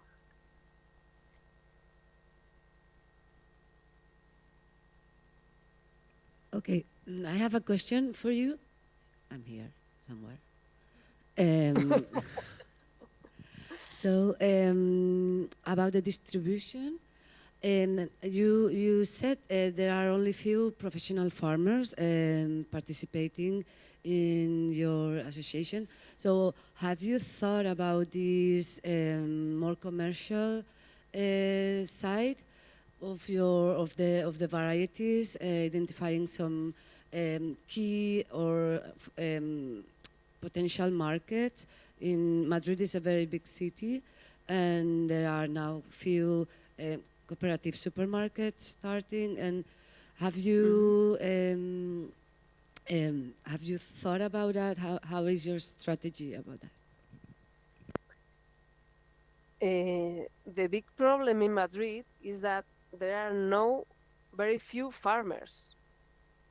So that's why our collaborators are mostly home gardeners, because the professional agriculture is not very pushed. So we are trying to work with small farmers that is like fruit production is a secondary economic activity for them, and we are trying to work with this kind of profile, because there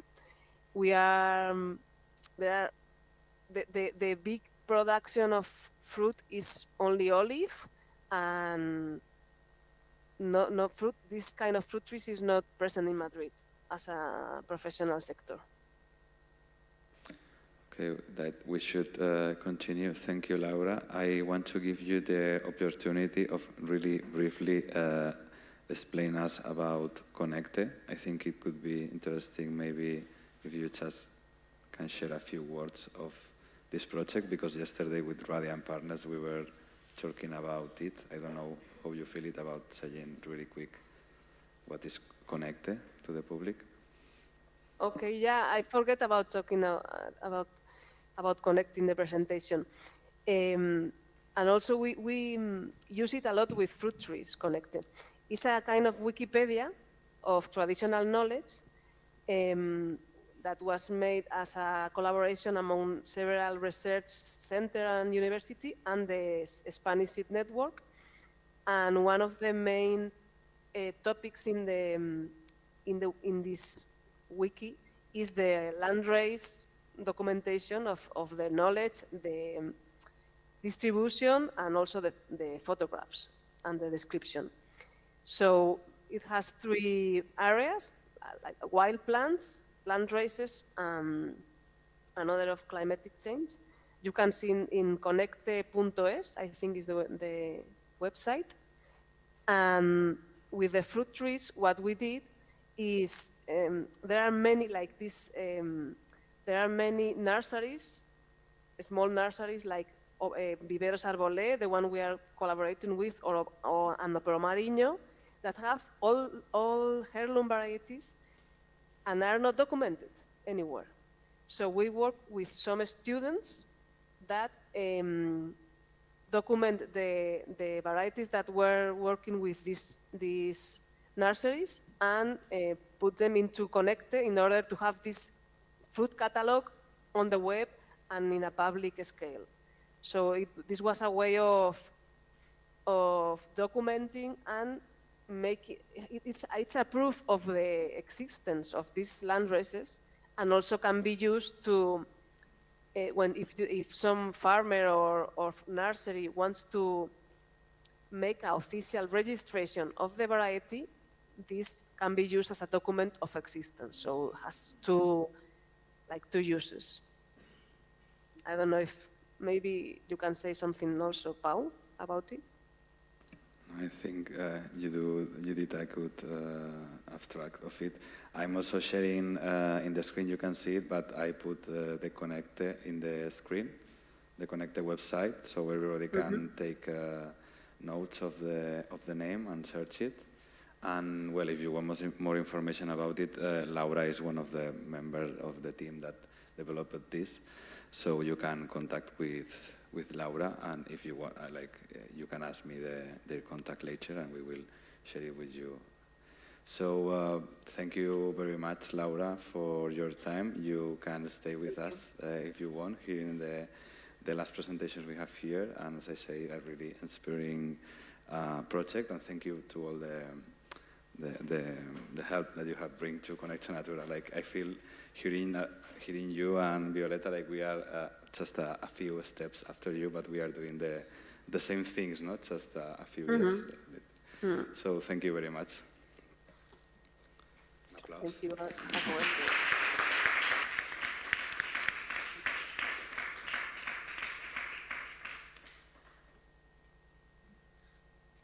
Okay, so now we will continue with Ana from Edade Freixo do Meio.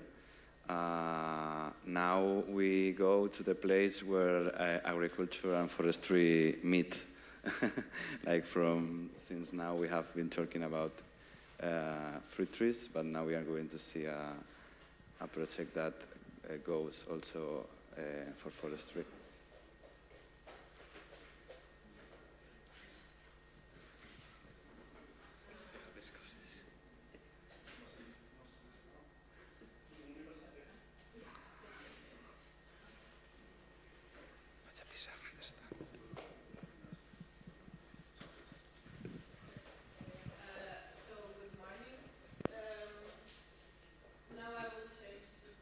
Because I will start talking about a completely different thing.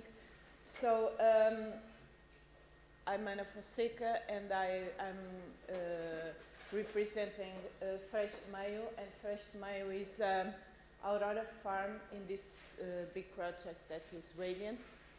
And Pau asked me for some questions, so I add some slides to my presentation.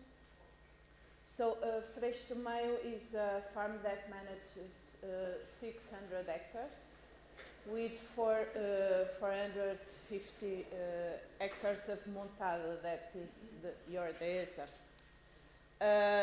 So we start managing, Alfred starts managing this farm in a traditional way, and he noticed really fast several problems in the soil and in the ecosystem. And the traditional way is to put a lot of cattle and to extract everything he could from the system, and it was raising some problems mainly in the soil, at soil level. So soon he started to convert the farm to organic production. That it was in this moment in the 90s, the ecological way of doing things. And in 2001, all the farm was converted to organic production. And then after that, until today, what we do there is testing and to learn with the different practices that can regenerate the farm. So we studied and applied some practices, not everything, of permaculture, biodynamic agriculture, holistic management, dynamic agroforestry of dynamic succession, alley cropping, all these practices. And another thing that we are doing today is reducing the number of the animals. So because we have a lot of different activities in the farm, we can get income from different areas, and we can reduce the number of the animals. In relation to the woody crops, we have mainly in the montado, the traditional montado, we have mainly cork oak and home oaks, but we have areas without trees that were too much explored, where we are investing in other crops. And they are olive trees, fig trees, lemon, orange, almonds, walnuts, carob trees, and also the prickly pear and the jujube. And what are these practices? When we install a new culture or trees, you always do it in an agroforestry system. So we never plant a tree alone. We always put the plant and the companions. So we do it in row fences because it's easier to manage, to harvest and irrigate. We irrigate because we have problems with the water. We apply compost. We apply moss. And effective microorganisms, and we cultivate between the lines legumes or cereals as ground cover, but also to accumulate biomass and nitrogen, and as a fodder bank because we need it. And you use these companion plants to improve the life at cell level. And these companions are mainly tagazast. This Cytisus proliferus is not a plant from Europe, but it's very productive and it's very important as fodder. Pistache lentiscos, arbutus unido, faba, and acorns. We always seed acorns when we install a new culture. In the context of Radiant, we invest mainly in two cultures, that is Omok, the sweet acorns, and the jujube. This is important for us because we try always to invest in permanent cultures because they are much more resistant, require less investment from us. They are drought resistant, and these are cultures that we have before in fresh, and even in the region. So Omok is everywhere in our region, but this jujube is a tree that we always can find in the gardens. We always have one tree at least of jujube, and it's really nice because in the past, in the 60s, it was used to sell it nearby the school, small packs with this fruit to the kids. And now we don't have it anymore, but people remember that. So in relation to sweet acorns, we have this forever. So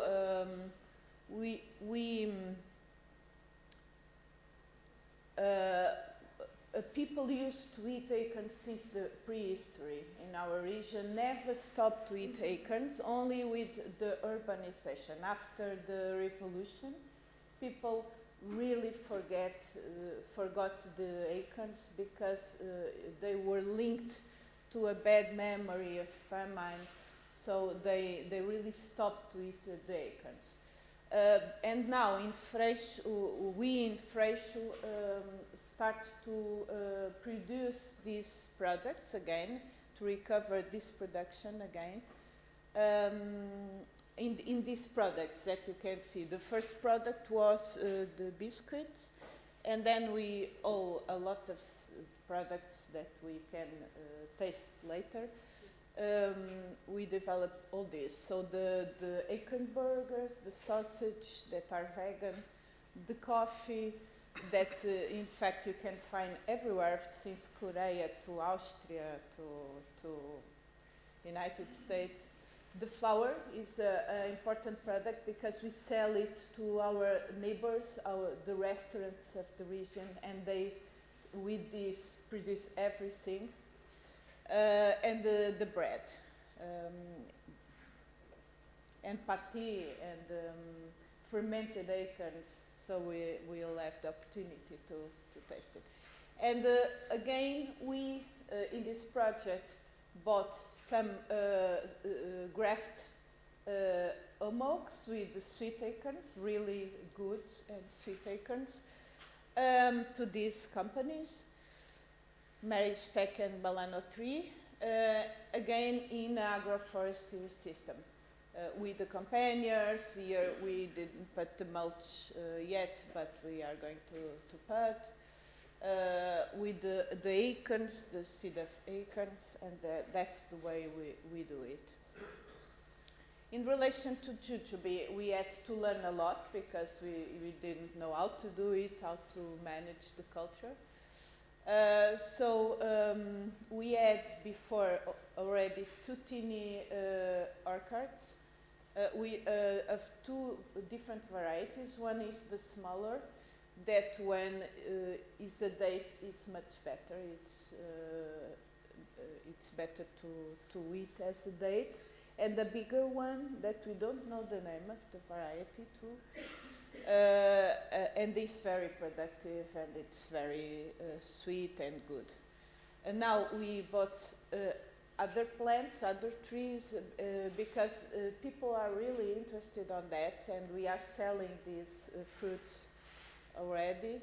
They are very used in Chinese medicine as relaxing, to relax, yeah. But as with acorns, we need to improve this economy, the transformation, the harvesting, all the process, all the value chain, because we are really in the beginning.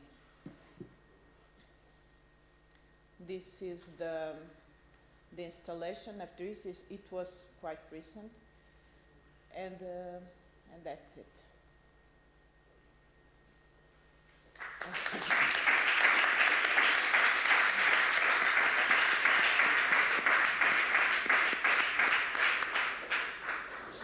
Thank you so much, Anna, for sharing your project. It's so interesting, this combination, forestry and agriculture. So, if someone has some question for Anna, I have given more time to please quiet, please. Well, I have given more time to Laura because she's online and is not able to be with us later. But we are going to keep short with questions from now on. Sorry, and we can discuss later. So just one or two questions.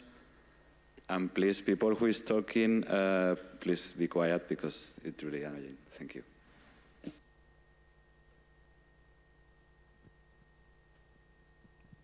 Okay, so I do the question. How is the marketing process of these products you have been diversifying the farm with? Well, for Acorn is very, we are selling a lot. We are involved in the creation of an association in Portugal and Spain that promotes the consumption of acorns. So we are selling a lot. It's easy.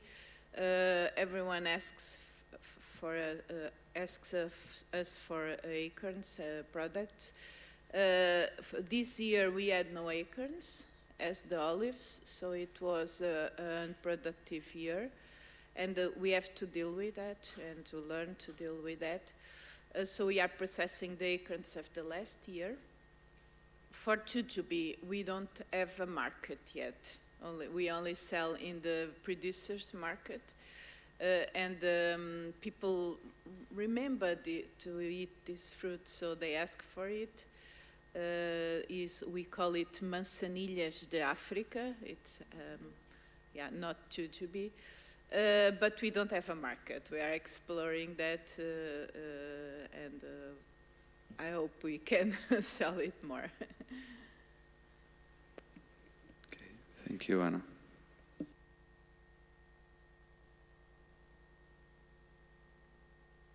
Please, just the microphone. Aunque lo digas en castellano, usa el micro.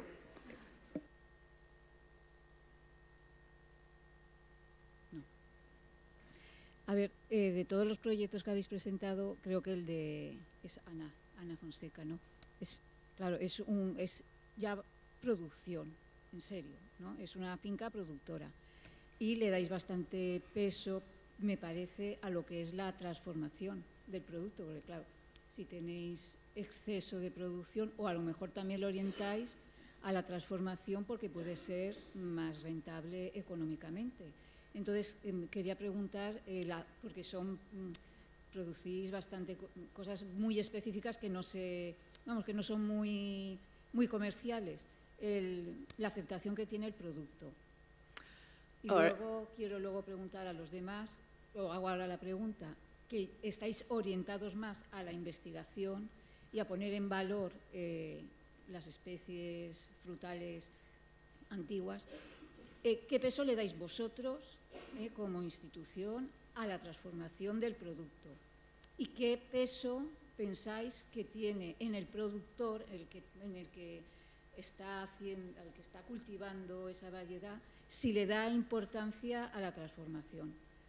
A ver, yo creo que a lo mejor al ser variedades que están poco extendidas, claro, una transformación a gran escala, eso no se contempla. Pero sí que podría ser a la hora de extender ese cultivo un factor importante el tener pensado en qué transformación se le puede dar en un momento dado a ese producto. Eso es. Vale, gracias. You understand it, Anna? Yeah. Okay, so you want to answer? So in relation to acorns, or bellotas, people from our region still have a difficulty to accept to deal with this question of to eat acorns, to solve the problem, to survive, in fact, during the dictatorial period. So our main consumers are people from cities or younger people, because the people from the region still tell us, oh, I will not test that. That is to go really down and to the past, to a period that they don't want to remember. But we have a lot of consumers. We don't have enough production and we need to improve the process. In relation to bee, there's no problem, because we are really in the beginning. Probably when we start to produce and trying to sell more, we have to solve this problem. Okay, thank you, Anna. I don't know if Violeta or Laura want to answer, but it has to be really short answer. Okay, Laura, ¿quieres decir algo? No, yo creo que mejor que cuente Violeta, que para mí es un ejemplo de transformación de manzanas en zumo. Violeta, brevemente, por favor, muy breve. Voy a contesto en español, así, ¿sí?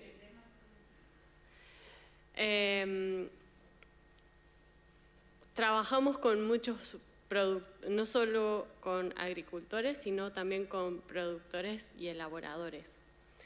Entonces, a ver, sí le damos importancia a la transformación y sí es algo que es bastante central en nuestro trabajo, pero desde una posición de acompañamiento a quienes están desarrollando esas actividades.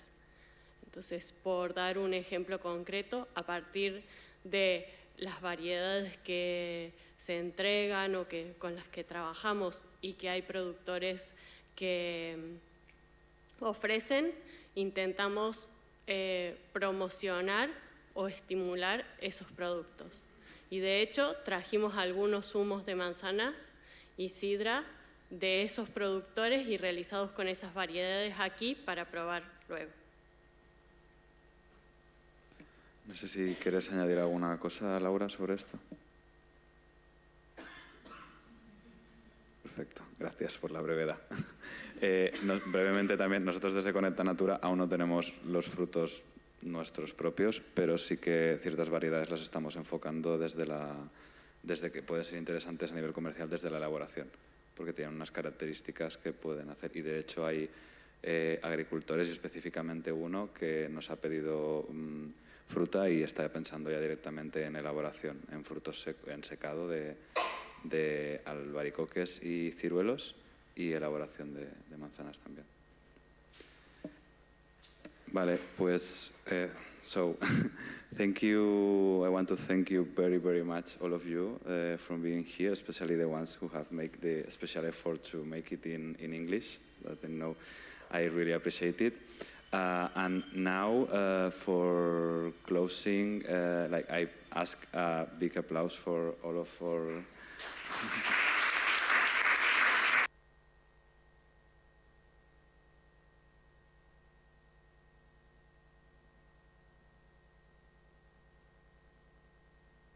So now I'm going to ask Laura Palau to go up, and if you can leave the place to Laura, because we are going to finish this presentation session with a different perspective on the topic we have been talking all this morning.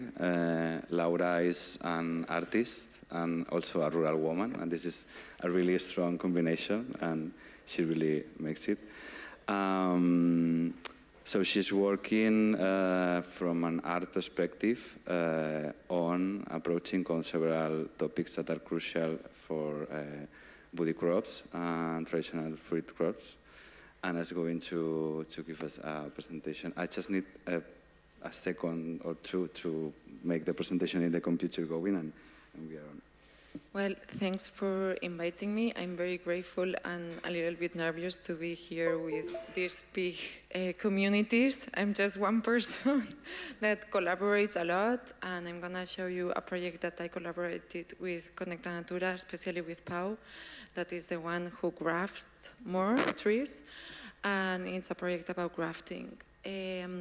As this event is about woody trees, I'm gonna show you 3 different projects that are based on woody trees. The first one is multi-fruital trees that preserve the traditional varieties of a location that is called Varietats. It's nearby the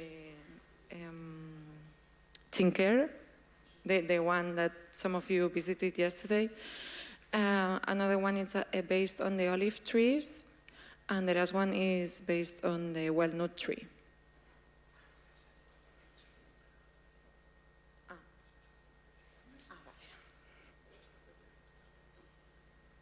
Okay, so the first project is a very interesting one because it was a commission work that a museum, the biggest museum here in this region, IBAM, the Institute of Modern Art of Valencia, asked a few artists, I'm one of them, to create in situ project, a project that is based in a locality of less than 100 inhabitants, which creates a friction between the audience of a museum, which is full of intellectuals, people who studied careers, but not for that, they are more thoughtful than the rural community who had to train themselves through the environment and understanding the nature, which I feel is one of the best knowledge you can have.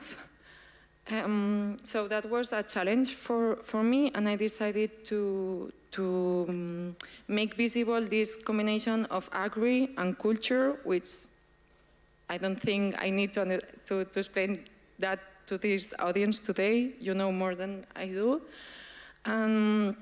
We started to do the interviews to the people from the town. I'm gonna go, I don't think I have any photo from the interview, but as Connecta Natura works, first interviewing the people who have varieties on the area, fields, and as Pau normally says, every tree that dies and every old person that goes away is a page of history we don't have anymore. And there's this urgency of save the trees. And what I propose to do that differs from the normal work that Connecta Natura does is that these trees are going to be multifruital trees. So there are 5 or 4 varieties of fruits in each tree through grafting. So here you can see that the varieties, and from the mother tree we have to the different multifruital trees we will then develop. I think this is very interesting and very challenging through the artistic view because it's a living being. So it's not a sculpture you are going to see in the same position and getting old. Probably the trees will survive me. So every time that you will go and visit the installation, you will see floration and fruits at the same time in different moments of the year, different seasons. And then this is the area that we planted. Please, Pau, just interrupt if you want to say anything. Okay. As you see, there are some chairs that I did with Lebrel, who is a designer in Valencia. We collaborated as well. These are grafting chairs as well, so you can insert one into another and create a little ladder to harvest the upper apple on the tree in the future. I think grafting is very interesting craft that human made, no?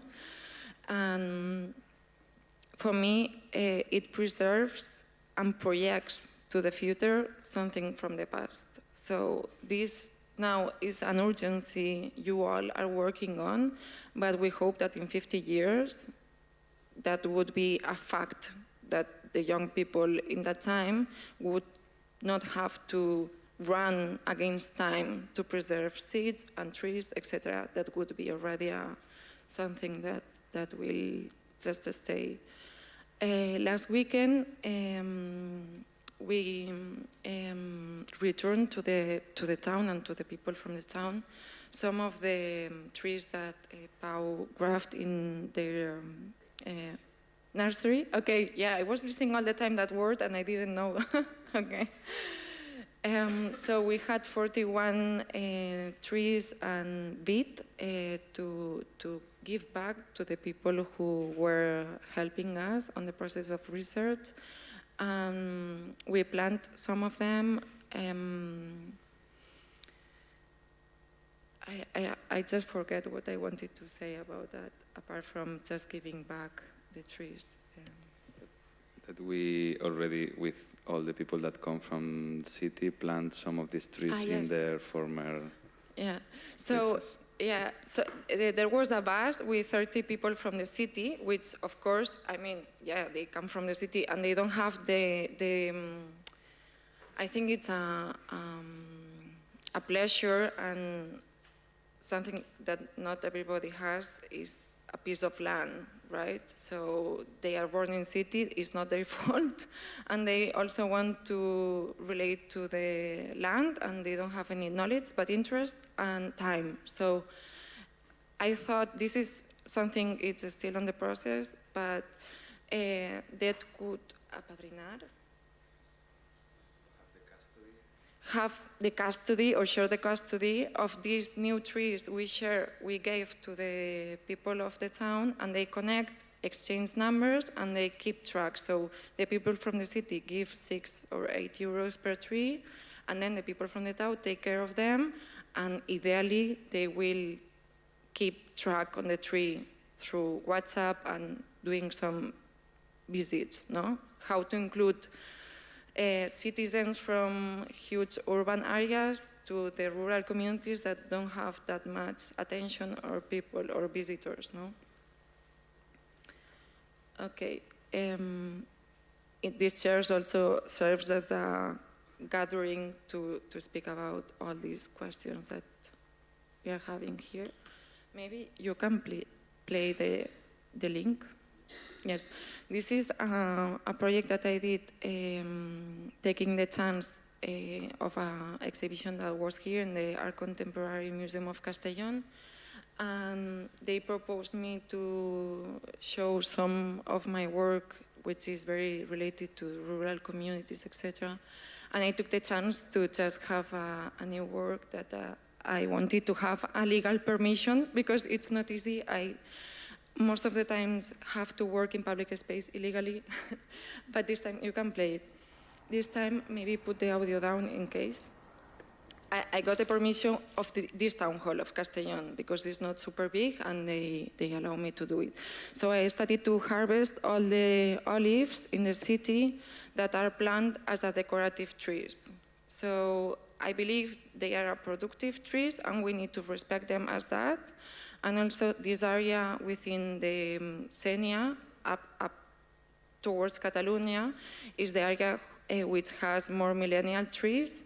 And it's very sad to be in our fields working and see trucks full of trees that are, yeah, I'm gonna cry as well, are being sold to Germany. So please, now that we have an international audience, share this thought around Germany, the Netherlands, France. Well, you see them around, and it's very sad. There is also a film called El Olivo that talks about this topic. Yeah, and they cut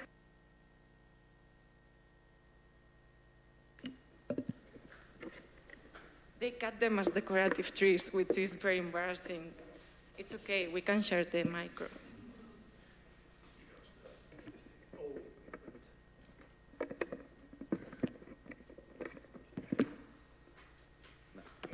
Yes, now it's working. Thank you. So yeah, for example, these people were laughing at me, no? Like, what is this farmer doing in the city? What happens if a farmer comes to the city to harvest, no? Like, there are people doing running, there are people smoking joints in the park. Okay, so the farmer needs to be there as well. It's just one more job, no? And yeah, but create a lot of confrontation, and I think that's what art could do in like helping in create this common impact we are trying to do.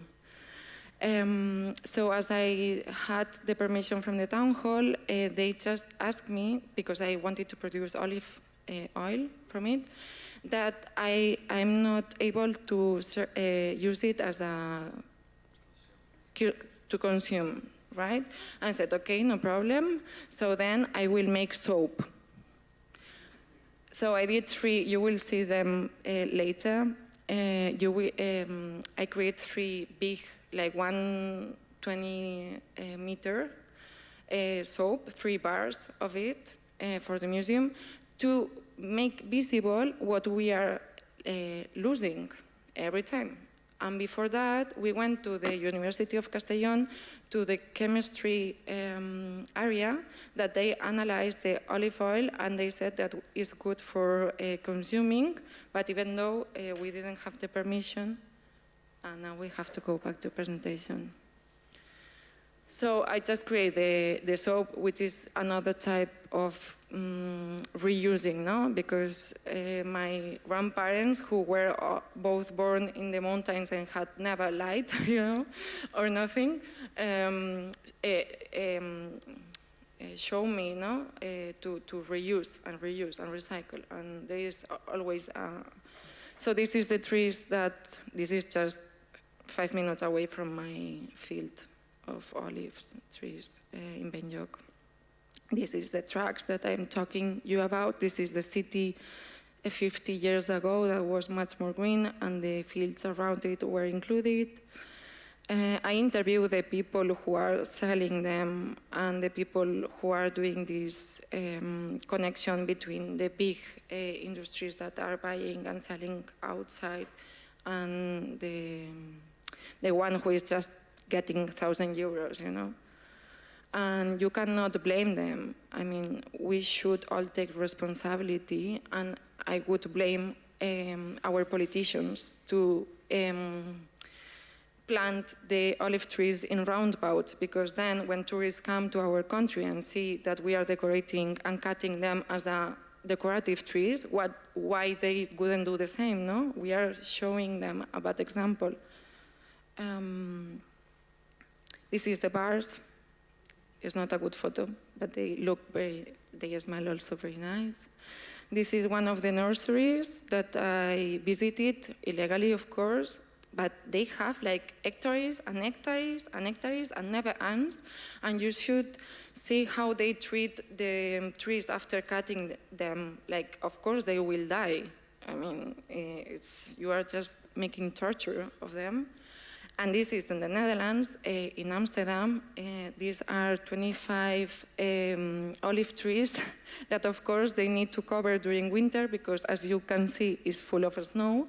These were transported first from Cordoba to Amsterdam in honor to the Jews, which I don't have anything against, but I think we can honor them differently, that carrying 300-year-old trees, olive trees from Spain to Amsterdam. And was very funny because I was there doing the photos while the gardeners came, the town hall gardeners came, and we started a conversation and a discussion, of course.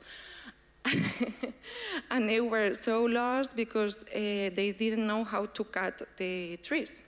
Of course, it's not a local tree, so they were very proud of the 100-year-old olm oaks they have.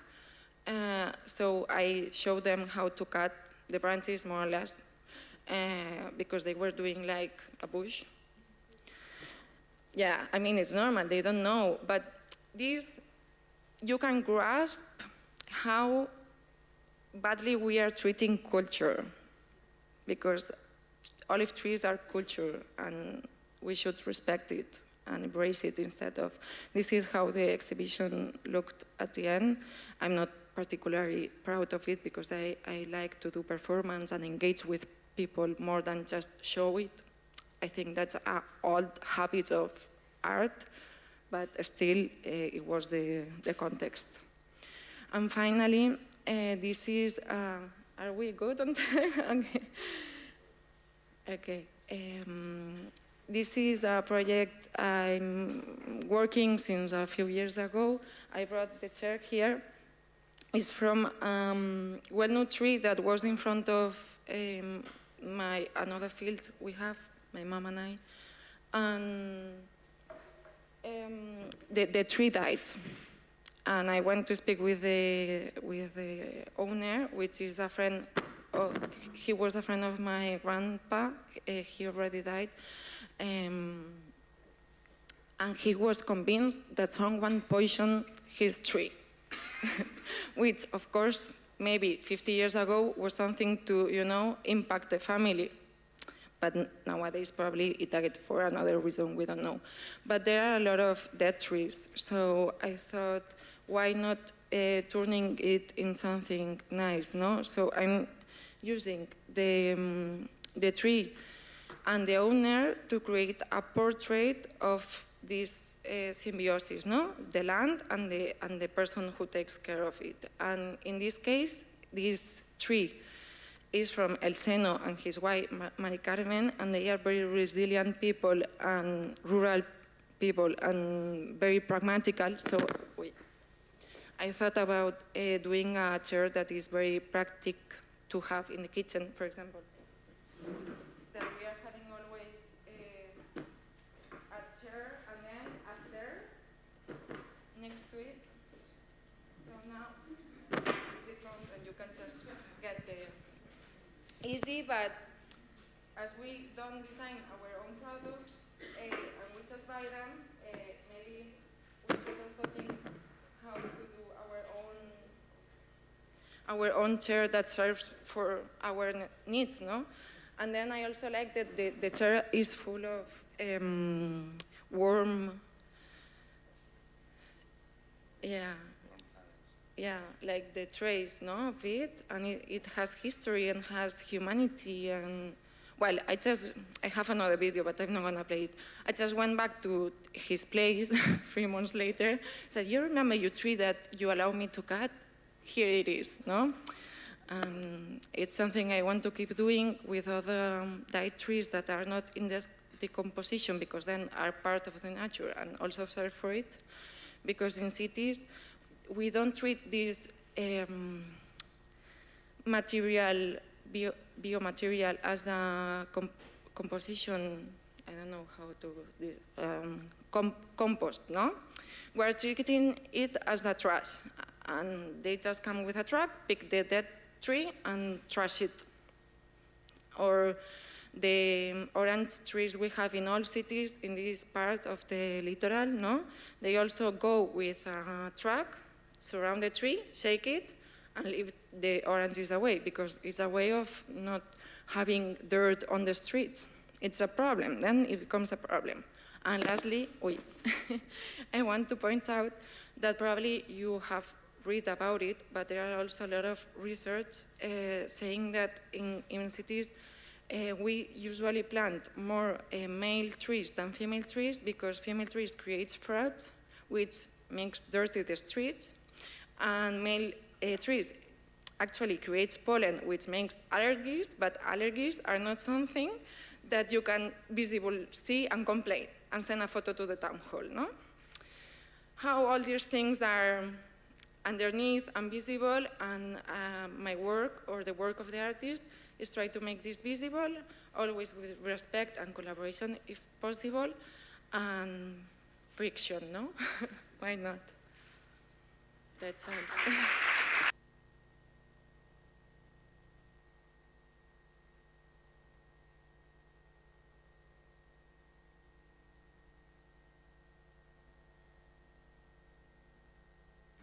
So thank you very much. It's a really interesting presentation. So I'm sorry, but we ran out of time for questions, but now we have like coffee break and you can talk with Laura. I just want to remark the point you make, like all the things, like we were talking about trees and about land races all the morning, but really it's not about trees, it's not about nature, it's our culture that is in danger. It's our culture, it's who we are, who is in danger when we are killing these trees. So we have to maybe rethink our relation with our trees and our land races, because it's our relationship with ourselves, which is being endangered.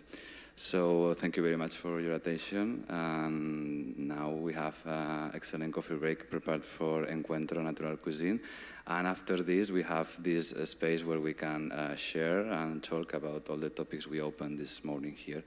So please enjoy the coffee break.